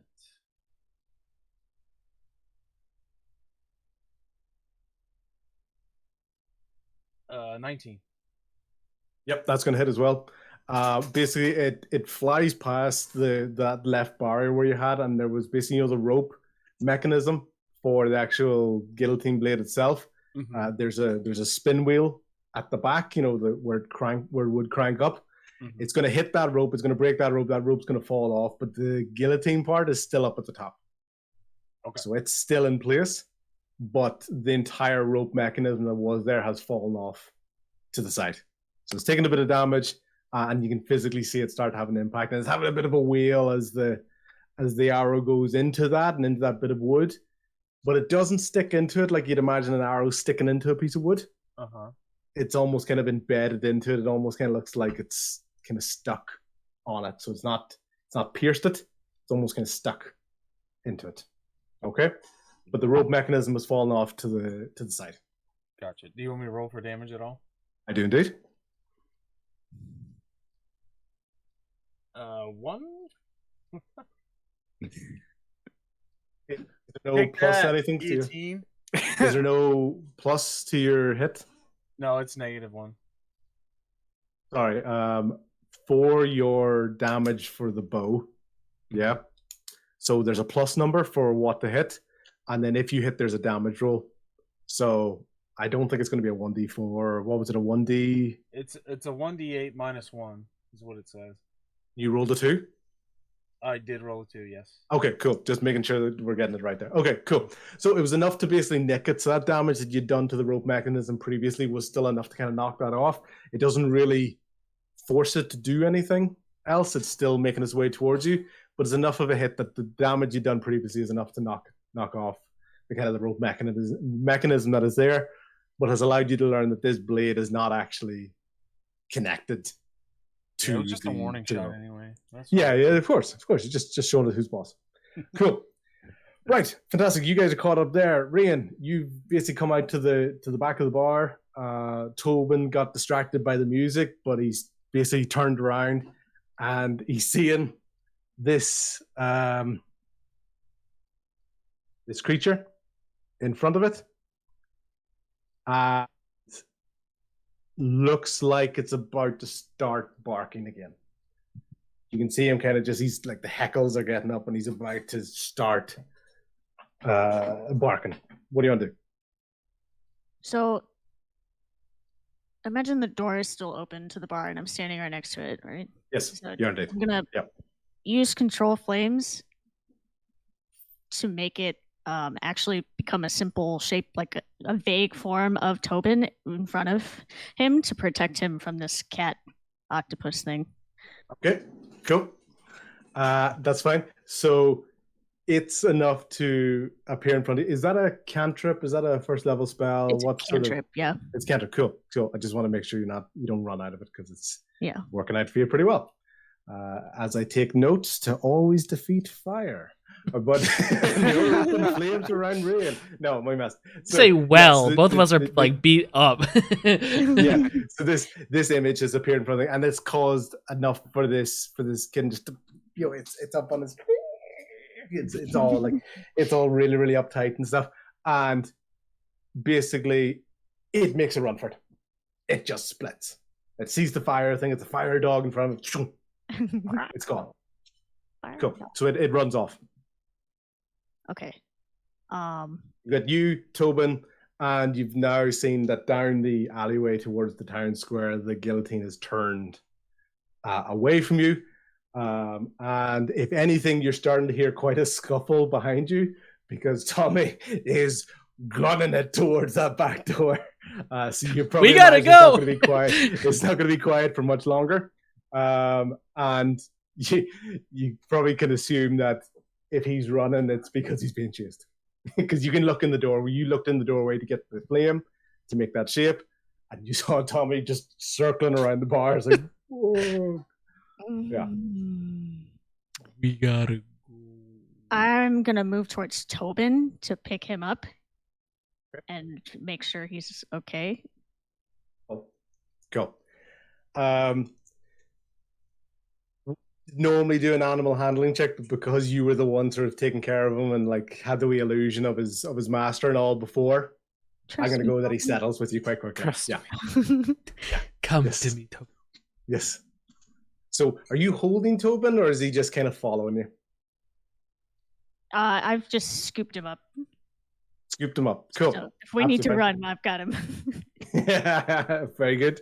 Very good. Cool. That alleyway was only about sort of 6 feet or so in front of you. It wasn't a very, very big sort of alleyway there. I know the map doesn't quite show it, but because he was pinned up with his back against the wall, and it was just in front of you. Cool. Okay. I'm just looking at the door at this point and waiting for Tommy to come out. Okay. I'm still really hurt. Cool. Tommy's hauling ass. Okay. Cool. That's right. Both doppelgangers now are definitely chasing after Tommy. So, Tommy, what's your running speed? I get my movement speed is 30, I guess. 30. Yeah, because these guys are 35. So they catch up to you. Damn. Yep. And the really weak one, first of all, because it was the closest one there. These guys had their mini basically fallout after one stabbed the other one. Runs up and takes it. 13. 13's my armor class. Yeah. Okay. But it's a really weak swipe, so it's only 1 point of damage. So he barely gets you because he's almost kind of stumbling running to you. So he had a really, really weak thing for that.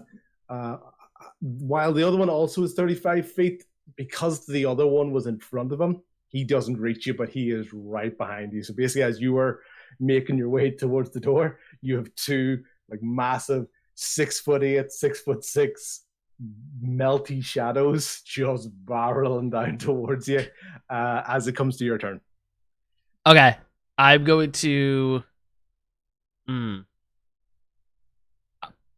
I guess I need to. I'm going to bonus action disengage.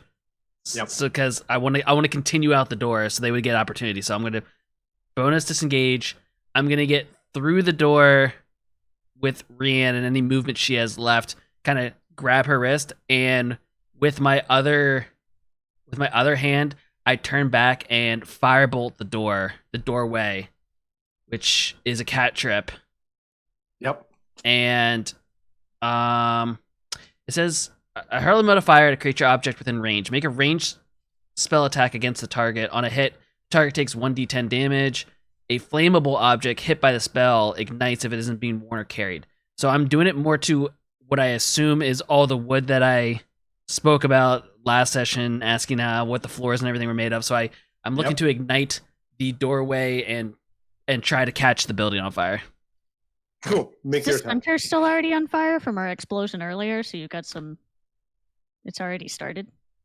I hope. I'm trying to put something between me and them because unfortunately, as fast as I run, they are still going to keep running and catch me. So, well, just for like how fast it will catch. Well, if they have to go through that, does damage I don't, because it's not specific enough. Would damage happen to them if they have to go through that? Okay. All right. So, do you want me to roll to hit building, or does it hit the building? So you've got the weakest one right in front of you, and do an investigation check for me. Just like a split-second investigation check. 10. Cool. Just enough, because I was looking for a 10. Yeah. They're both dripping with some of the alcohol that hasn't been burnt yet. Okay. I'm still gonna put it on basically the entire doorway that I just went through, not on them. But so Okay. I guess I'll roll to see if I Yeah, but so 17 to hit the building, the doorway. yeah, it's a stationary thing, so very, very easy hit on that. It's the doorway. You're trying to make it hit. So imagine like maybe a bit of a puddle at the door, some scattered around the door frame. So there's a lot of fire in around that. Yeah, it's gone up in flames. Basically, in one motion, I am out doing full sprint. I'm grabbing Rand with the other hand and be like, "We gotta go," and just like throwing fire back behind me. It's not really so much of an aiming thing because I don't have to aim it at a person. I'm just like, poof. Yeah, perfect. I'm tagging along, really confused, and I'm just gonna be like, Tommy, you have magic? We'll talk about it later. They spilled my drink.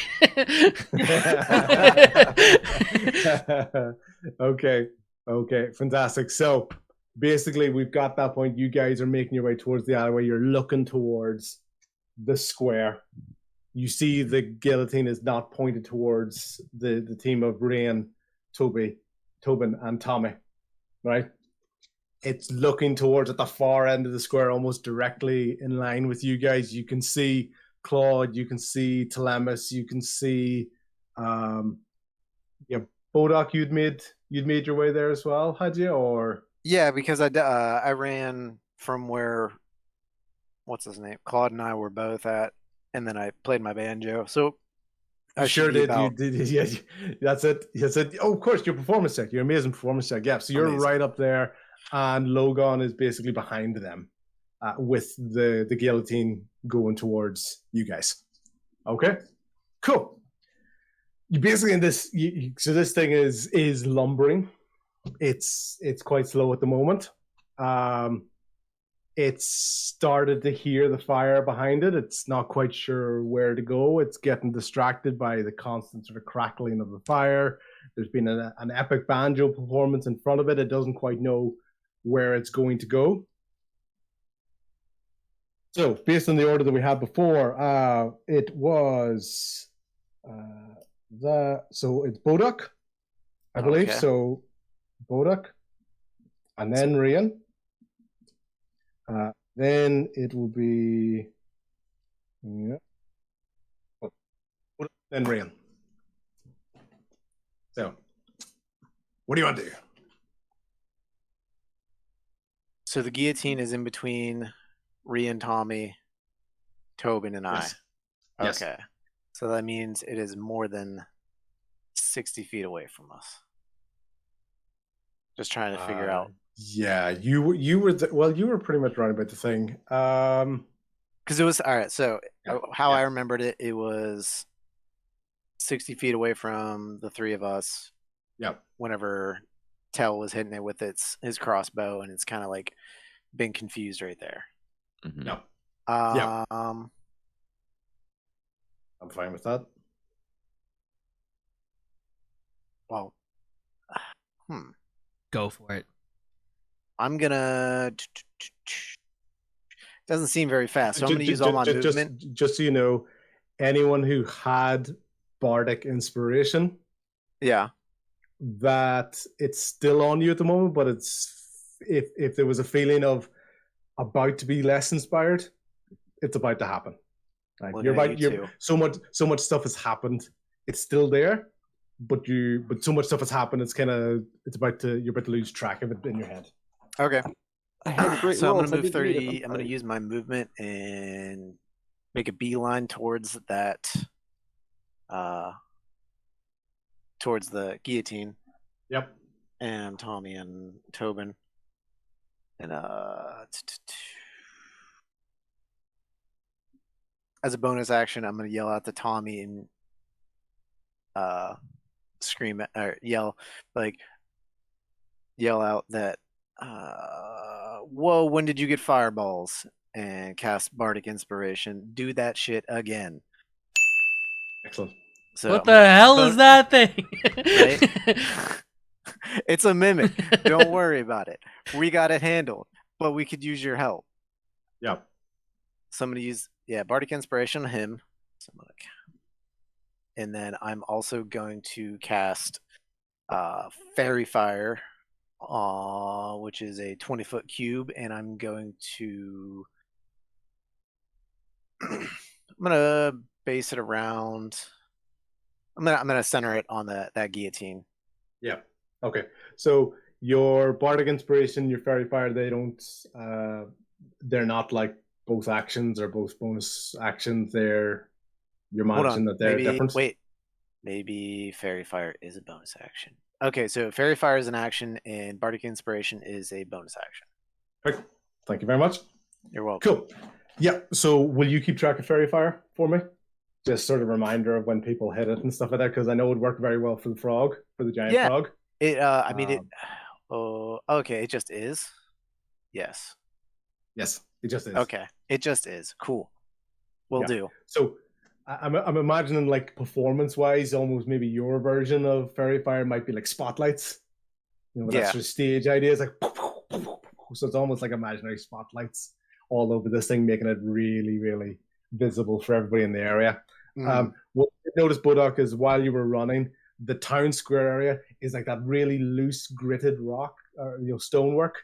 So you make a lot of noise when moving. It's like, as you're running across it, but you also shout it. So it basically has turned and is looking straight in your direction. Obviously, without eyes, it's looking straight at you. Okay? Cool. Rian. Oh, by the way, it was Tommy you gave Bardic Inspiration to, is that correct? Yeah, cool. I did. The person who goes last in the order, that's for sure. Okay. Cool. I'm thinking of something weird to me. So I have meta magic now since we've leveled up, and you can use a sorcery point to do quicken spell, or I can spend 2 sorcery points to quicken spell, and that turns a spell into a bonus action. So I could theoretically do 2 spells. Can indeed. Wow. Okay, then I'm gonna do that and cast Magic Missile twice. Excellent. Cool. So, Tobin under the arm. Yeah. So, any movement towards the guillotine, it's. I think I had it. It was like maybe 25 feet from you guys, about 15 feet before you get onto the gravel. I'm gonna keep a safe pace away to protect myself and Tobin because it's got 120-foot range. Cool. Do you want to give any sort of indication to Tommy? Because Tommy's basically got you by the wrist and he's dragging you.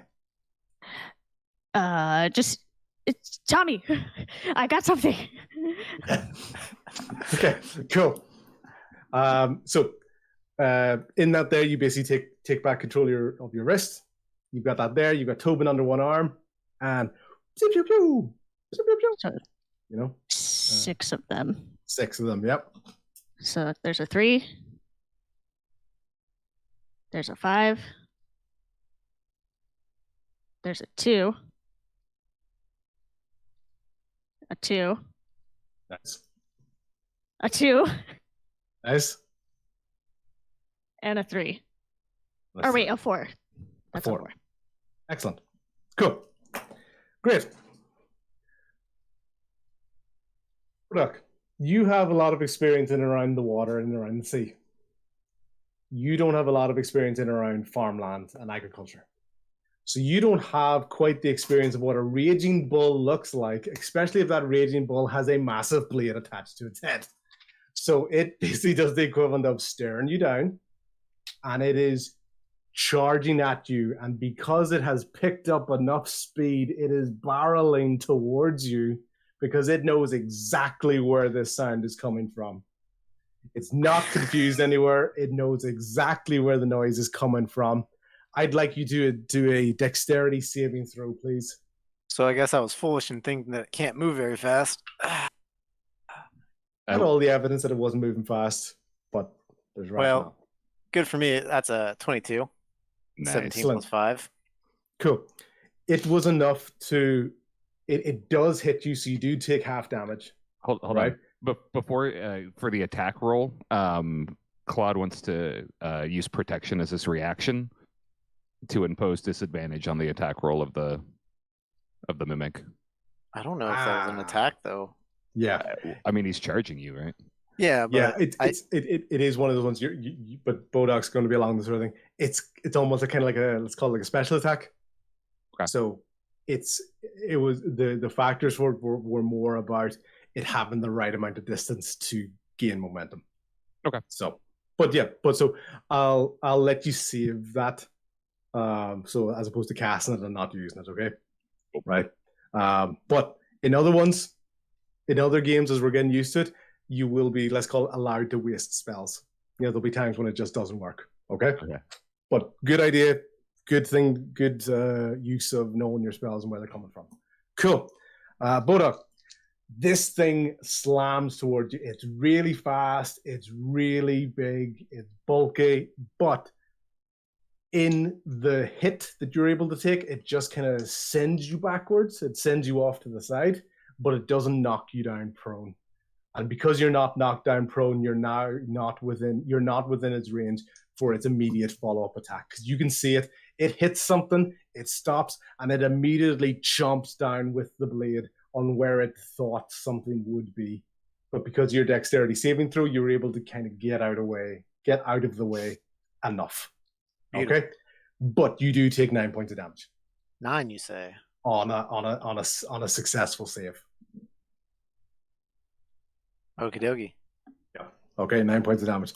And that's it. And in that moment, it's basically it's kind of chomped down on the ground. Nothing there. It's really confused. It doesn't hear anything yet. So it doesn't know where to go. Okay? So everybody else that's on these things, you're in this area, there's lots of stones cast about. If you're going to want to try to move with any sort of stealth, there's going to be stealth checks in here, or you can just go and do stuff quickly and try to whatever, okay? But just, as you can see, there's an area where there's grass, but you're not there. This is stonework, this is paved work, this is a well-established.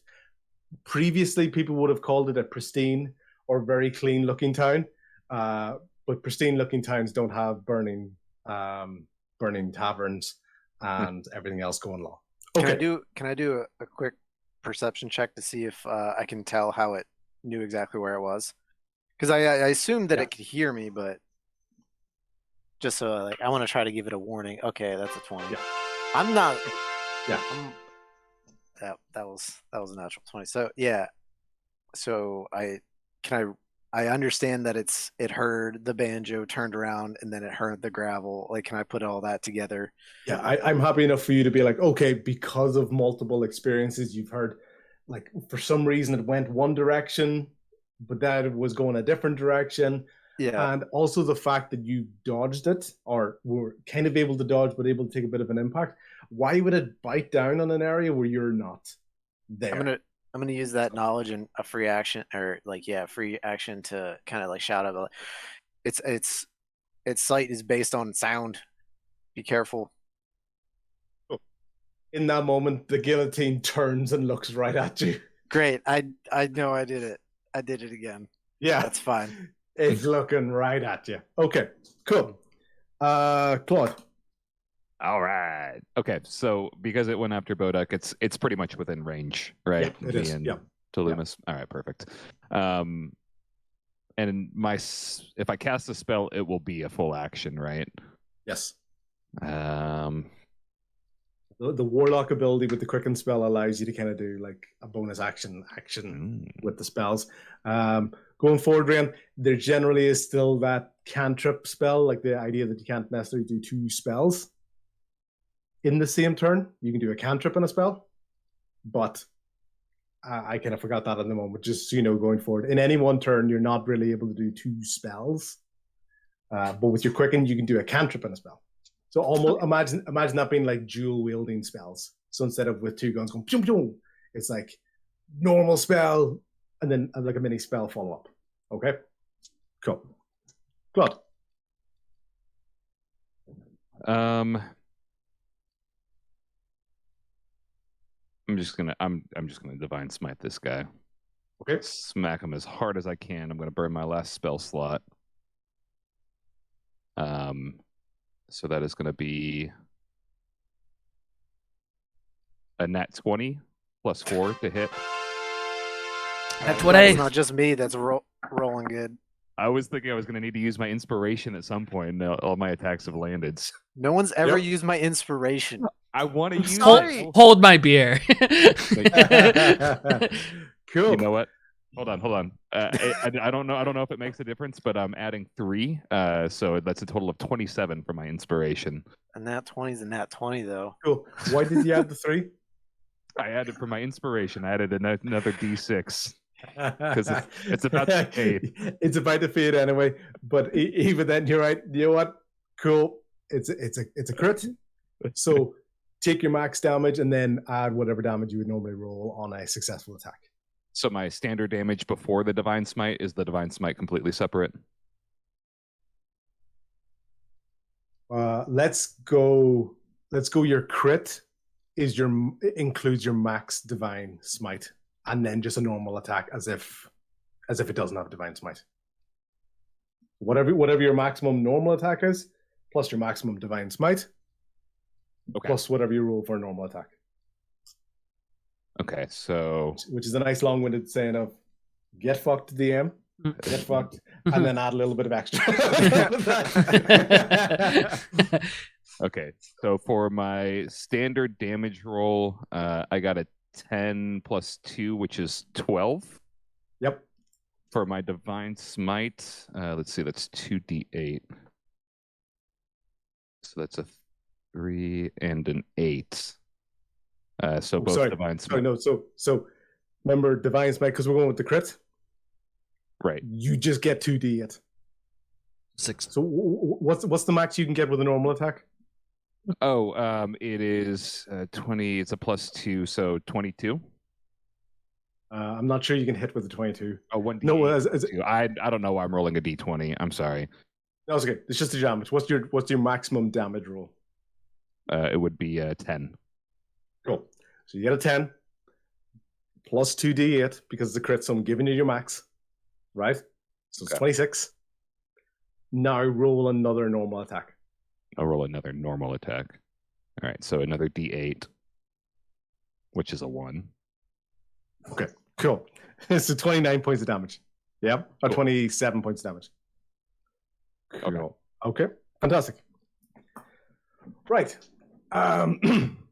Yeah, so just it absolutely did a huge amount of damage onto that there. The divine smite you can almost see it, like it just takes a mad, it's a roar with that here, and the blade is trying to chomp like mad. It's just in a huge amount of pain as Claude comes in out of nowhere with that. Cool. Telemus. Is he running towards Bo? Oh, I'm trying to. No, he was standing. He was looking at Bo, and then Claude is standing right beside him. Okay. So you were beside Claude. So let's say the 30 feet or whatever is the distance he's away from you. Okay, I wanted to get closer to the guillotine, and I want to bust out my mace now. Okay, go for it. Hit. Oh boy. So the hit DC I add to the roll that I do with the 20, right? I want to make sure I got this right. Yeah, so you're trying to hit, you're going to roll the d20. Yep. Okay, I got 6. 2 plus 4. Cool.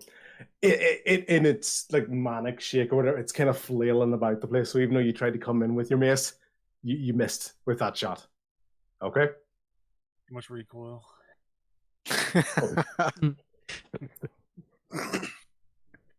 However, it is now the guillotine's turn again. in this moment. Claude. That's me. It's going to look down right on you. It took a big hit, so it's going by feel. Like it felt something in that direction. I know you probably would have ran towards it as well. So, Bo, it's not staring you down at the moment. It's coming straight at you, Claude. And that is a 19. Ooh, just hits. I meant Just 18. hits. Okay, Wait, cool. as a reaction, can I use... So with my 3rd level, I got Cutting Words, which I'm able to use or as a reaction when a creature you can see within 50 feet makes an attack ability check or damage roll. I can expend that one Bardic Inspiration die and subtract the number from the creature's roll. So what level of spell did you say that was? It is a reaction, and I learned it through whenever I chose my College of Lore. Yep. So I got it whenever I kind of like, I don't know. So what level is the spell? Is Level it first 3. level? Oh, should be level 3. Cool. Not level. It's not a level 3 spell. It is an Okay, ability. It's an ability that I got. You got at level 3 character. Yes. Level 3. Sorry. Yes. That's all. That's all I was making sure. It was like if you're doing a 3rd level spell, which is different from a spell you have access to at level 3. Yeah. That's fine. Cool. So, roll does that do? It is a d6 that I roll. I rolled a 5, so I'm gonna take that's 5 away. Subtract. Yeah. That. Perfect. So I see the guillotine coming, and as a reaction, I kind of like do like a little whisper thing into my hand, like into a cupped hand, and I almost like throw the words at it and like kind of like deflect it off. Like I hit it and just like excellent. Cool. Ping it. So it was about to clamp down on Claude's arm that holds the shield. That little bit of a well-timed reaction spell knocks it off its course a little bit, so it chomps on the shield. It's enough that it clamps down right in the shield, but not on any body part of Claude's.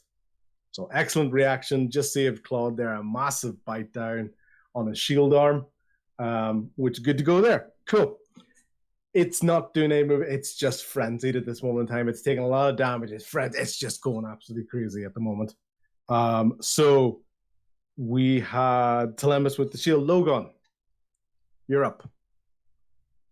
Am I close enough that I could get behind the guillotine?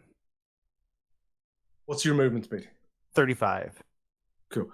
You wouldn't get just behind it, no, because you were a few feet. You were about 10 feet or so behind Claude and them, if I remember correctly. All right. Can I get to the side of it? Yes, you get to the side. All right. I would wait. You were 10 feet. They were 30 feet. No, you're not at the side of it. You're still 10 feet short, so you're not striking distance. Sorry, I'm just keeping the maths right in my head. They were 30 feet. They ran up. You were 10 feet behind them. 35 feet. So you're not within that 5 feet, radius for striking, unfortunately. Well, what I'd like to do is actually not attack it, but instead in my inventory, I have a grappling hook.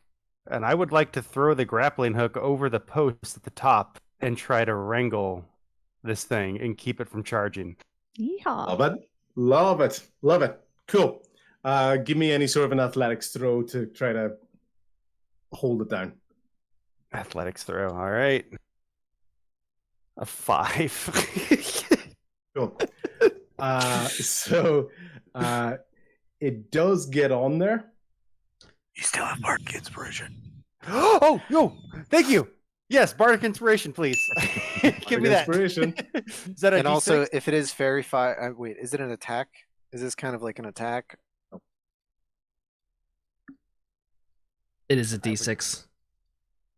Well, not that. Okay, yeah. You add a And D6 to your thing. And then another 5, so that makes it a 10. Okay. As you grabbed onto it and the hook went over the top, it didn't look like it latched on to anything. It looked like it was about to fall off. But in the thrashing of its moment after the damage it's taken from Claude and the attack, as it comes back, it just hooks on to the top of the guillotine. But you can also see it starts to kind of form around the hook. So it's not pierced into it, it's formed around it. Okay? Can I like do I still have any actions left? Can I like pull on the rope, try to topple it over, or am I? I'm going to say that's a different action. Okay. I'm going to say it's a different action, but you do have hold of it. Okay. You know, so it's still thrashing about. You haven't put any sort of resistant force on that yet. Okay. Okay. Cool. Tell me. Okay. Sorry to do maths again. As we came out, it ran away from us towards them.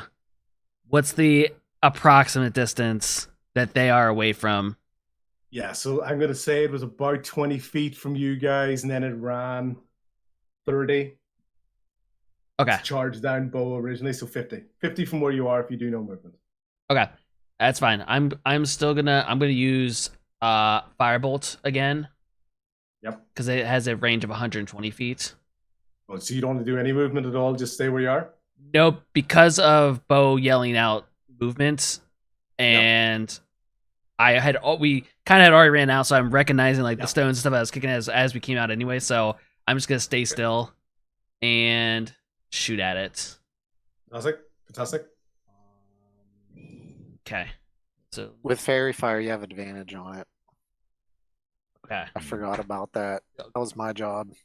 I failed as sub DM. and I'm gonna add deputy to the DM. Deputy to the DM. and I'm gonna add Bardic Inspiration. Okay, so a 13 to hit. Yeah, no, sorry, it didn't hit. That's with advantage? Yes. Yeah. Yes, with advantage. With advantage and Bardic Inspiration. I can't do this with. Don't give me extra stuff. It doesn't help me. Fantastic. Okay, cool. So with that there, first of all, Claude, this thing bit down on your shield and you made contact on it with your weapon, correct? Correct. Those things have started to feel like they're melding into the guillotine skin, right? I'm going to need you to do a strength saving throw twice. Twice. All right. I want you to tell me, first of all, is it for your sword, and the second, or which one's for your shield? Okay. The first one for my shield apparently is a nat 1 + 2 for 3. Okay, cool. Nat ones, +2. Okay, so you rolled a 1. Yeah, that's fine. Cool. My saving modifier +2. Yep. So for my sword, Jesus Christ, is a 2 + 2 for a 4. There goes our good rolls. Cool.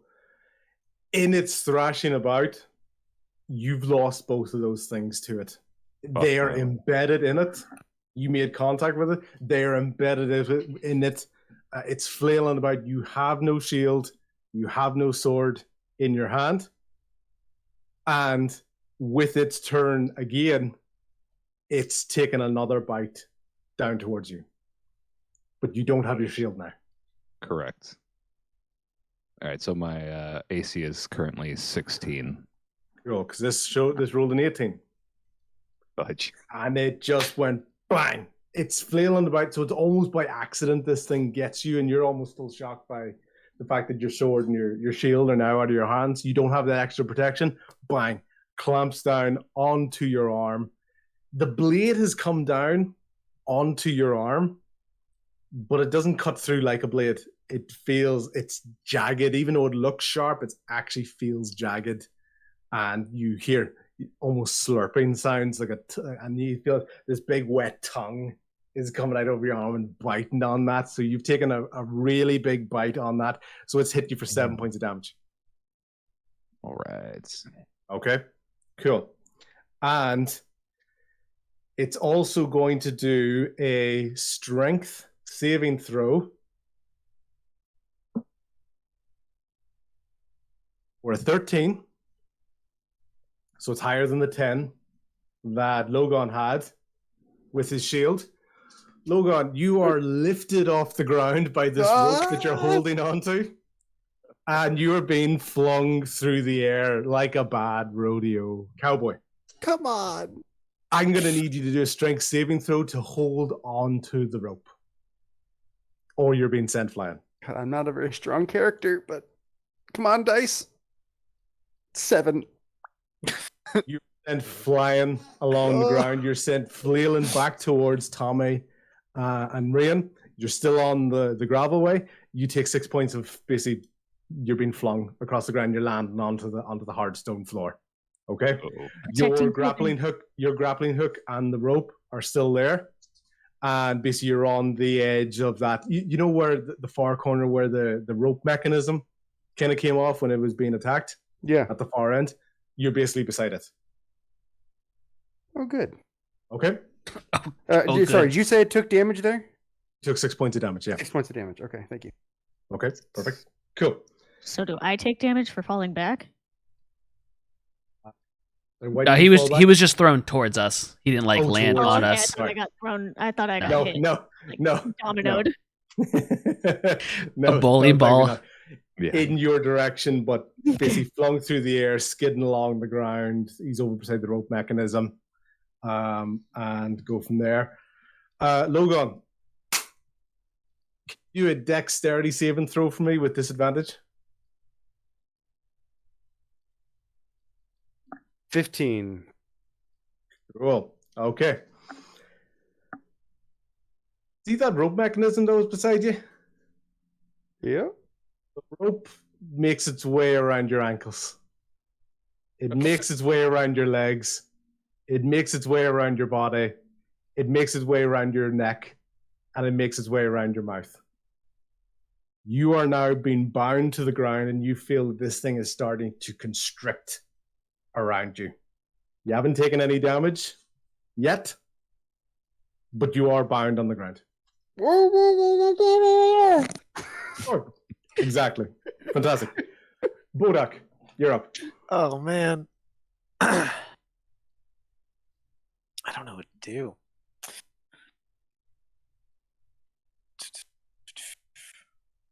How's it looking? Is it like rickety? Is it falling apart? It's frenzied. It's taken a lot of damage. It's just like imagine basically, yeah. You can imagine kind of what sort of state it is in. It's frenzied. It's just hitting or throwing anything around that it can do. So I don't have much I can do in the way of.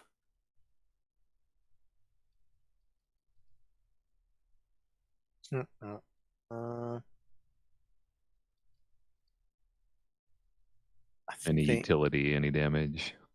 I mean, I guess I could. It doesn't seem like it's. I see it's melting all your your tool. Oh wait, Claude, do you have an extra? I see you take Claude's weapon out of character. Claude, do you still have? Do you have anything to fight with? I've got backup, but Okay. question, DM, am I grappled since it's got a hold on me? no, because so it would have been if it bit you, but because of the deflection, it bit your shield. But then So you said that's- it got me by the arm, didn't you? Oh yes, sorry, yes, you actually did get bit after that. So yes, you are grappled. Yeah. I am grappled. Okay. Well, thank you for that. I am Groot. Oh, okay. Oh, he's just grappled. Okay. So, can this thing be charmed? Or am I gonna have to find that out? You have to find it out. Okay. You know what? I'm gonna do it. I'm gonna try to charm this thing. I'm gonna use my. I'm gonna pull out my banjo, and I'm gonna. Actually, you know what? I'm gonna pull out my drum and start doing a soothing beat, and I'm gonna cast Charm Person. Okay. I mean, well, I guess it has to be a humanoid. Never mind. Yeah, it's not a person. Oh, Yeah. dang it. That one is like I gotta tell you about ahead of time.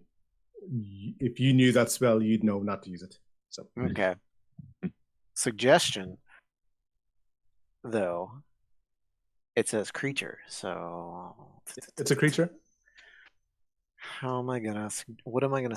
I'm gonna use my second level slot. I'm gonna continue banging my drum and suggest that it let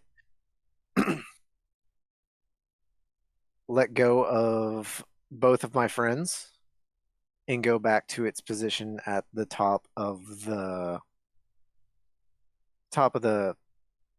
Stage. stage. Thank you, and wait for somebody So I'm gonna say, hey, why don't you let go of everybody and wait for somebody to put their hand in your gullet. I'm gonna say you can do one of those things. I think the idea of giving it a super duper long single sentence is I'm fine. gonna, you know what? That's fine. I understand. Yep. I'm gonna, I'm gonna let him. I'm gonna try to save both my friends and get him to let go of everybody. Yeah, cool. So the only person he's holding on to at the moment is Claude. What about the mechanism that's wrapped around Logan? Yeah, I'm all He's bound up. Yeah, it's something else. Okay, that's something else. Great, love it. Anyway, so he has to do a wisdom saving throw. Yeah. 13? What was it? 14? 13? 13 is just misses. Cool.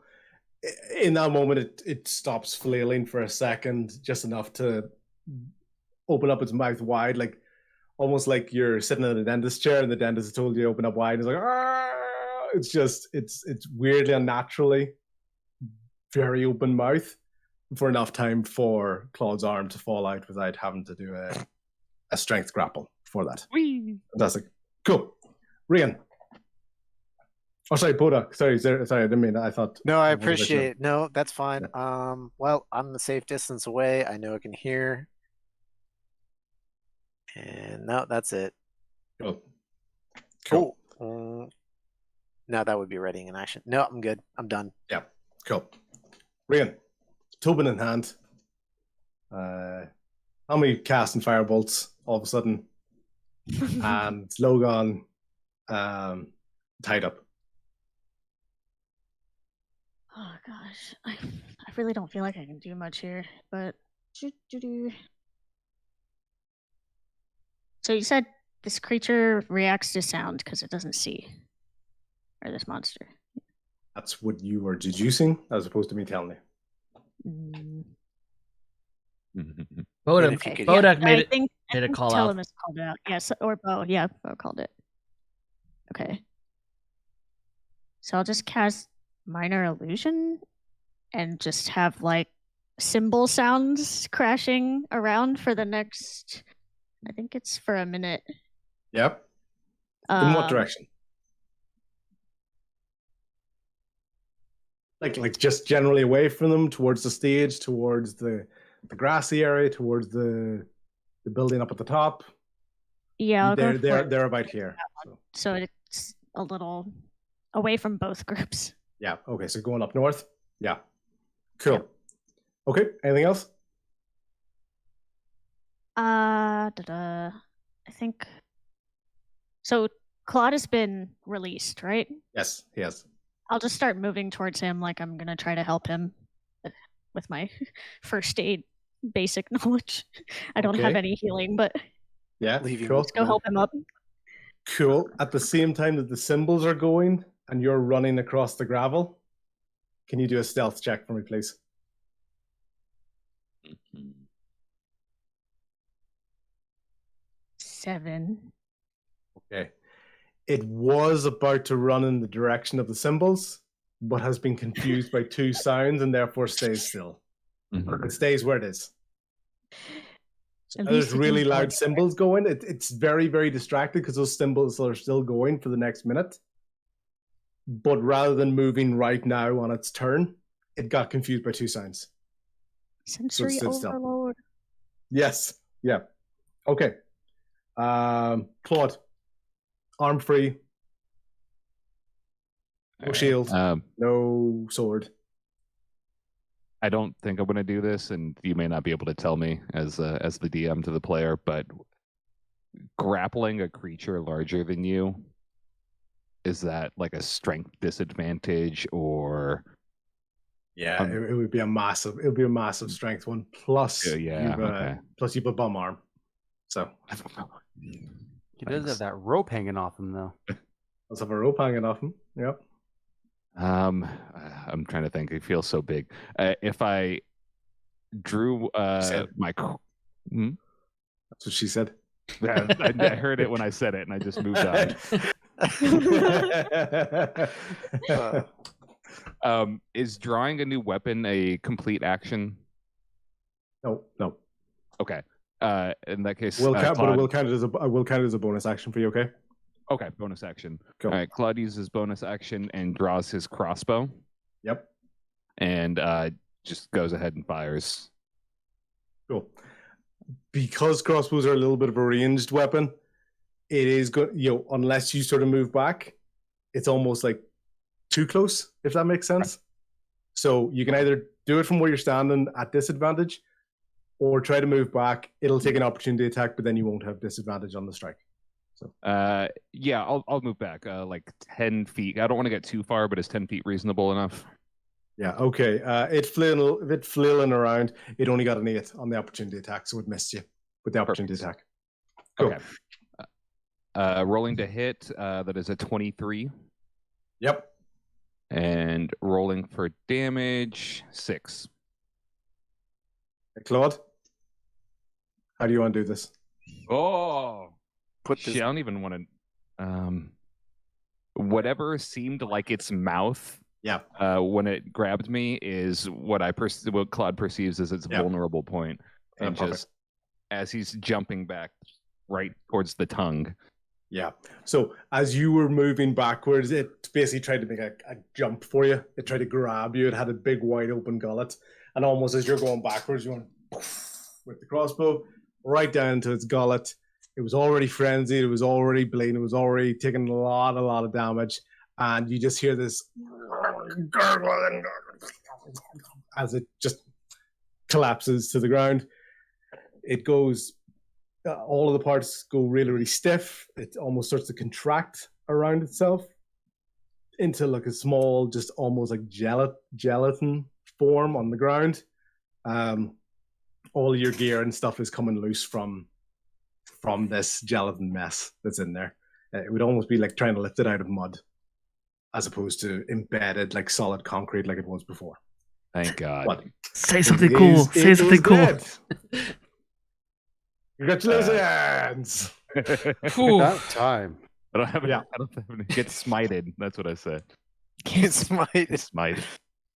Look, There was a class combination of some amazing rolls and some terrible rolls, and I just love like that little bit of damage. It just, you guys throwing in stuff that allows me to react to, like the grappling hook was amazing. That was good. Yeah. Logan's like, in that moment, while you're all relieved, Logan is still there going, yeah, please help. Please help. Kenny, yeah. Yeah. So basically, all of you guys kind of working together, combined strength check of that is able to take it off and basically toss away, and it kind of just slithers away like a snake into the bush. You can try to kill it and get it yourself if you want to. You can just let it go off into the distance. Tobin at one moment looks like he's about to chase it. You want to react to that? He's basically gonna make a run for the snake thing. I'm gonna try to wrangle the snake. Try to like get the snake rope under control. Mimic. Okay. I'm assuming it's a mimic. Yep. Yeah, and please say that you're gonna hold the dog. That would be, what is that? You're still holding Tobin, right? Please. Well, who's going? Well, I'm trying to. I'm gonna try to wrangle that snake. Like I'm gonna try to grab it. What would you consider this? Hold the dog. Yeah. Tobin wants to chase the snake thing. What is strength that you want to hold it, but in a way that it doesn't then immediately wrap around you? Like, do you want to use something to try to grab it? I'm okay with, if you're sort of a speedy character, I'm okay with you sort of going dexterity saving throw. I mean, I have good dex, but I was gonna. Could I consider it a survival? I don't know. I was gonna. Yeah, can we do not sleight of hand? That's. Yeah, it's definitely going to be sort of your athletics, acrobatics. It's a very physical activity that you're going for. Imagine like Rocky chasing the chicken. Yeah, it's definitely a physical activity. Well, I was thinking. So I have experience like catching snakes on the. Indeed, yeah, that's very true. Very true. So I'm going to give you an advantage. Well, I was just going to say I was going to consider that acrobatics, dexterity. I know I need to be fast. I got an 18. Excellent. Yep. Do you want to roll again because you got advantage just in case? Sure. That one. No, that's a 1. Yeah, Or excellent. not. Cool. That could have went very wrong, but it didn't. So yeah, so you've wrangled this thing. You basically kind of you kind of know you got to keep the two ends a bit apart. Yeah. Because it's like a constrictor, it's trying to wrap around you. But if you're keeping this thing apart, you're having to kind of manage this thing as it goes on. But you've got it. You do have it. Great. I'm gonna keep a good handle on it, bring it over, and be like, actually, ooh. What the hell are you gonna do with that thing? I didn't think that far through, but I got my ass bit by a mimic once. I'm not gonna let it happen again. At that moment, the door for the pristine guillotine bursts open. No. I was wondering when they were coming The two back. remaining doppelgangers are just trudging their way out.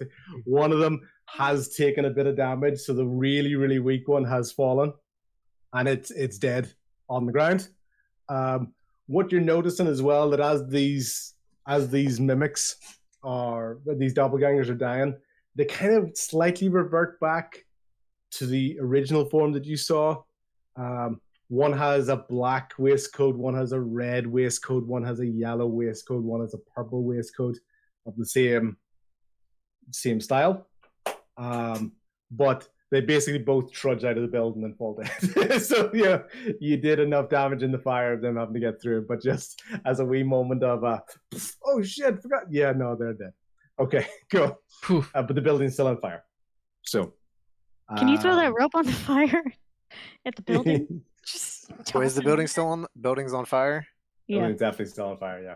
All right. Yeah, I'm gonna go ahead and I'm gonna take my rope snake mimic, and I'm gonna like toss it in the building, into the door that toss it in the door that the mimics just burst out, or the.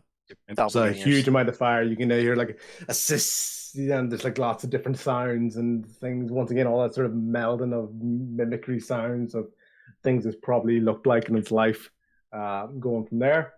And basically, you're now out of combat. You've taken back the town of Flattery. So our town. I was just in the middle of our town.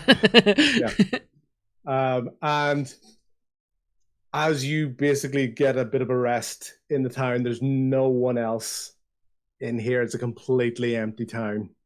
When it comes that coming into the next session, you get that opportunity to sort of explore the town a little bit, sort of get some more information of areas that you want in there.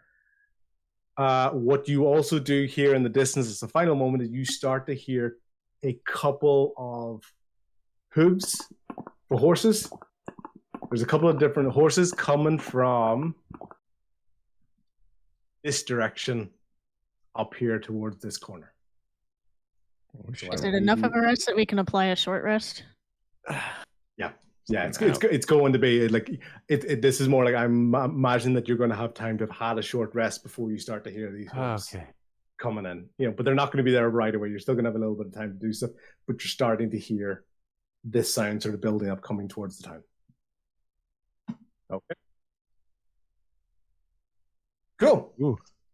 Session 6 in the bag, or session 7. I think it's session 6. But yes. Yeah. Yep. Yes. But 6. yeah. So, awesome. So today's session probably isn't going to be that long. Yeah, I was thinking the same thing. Yeah. Oh my god.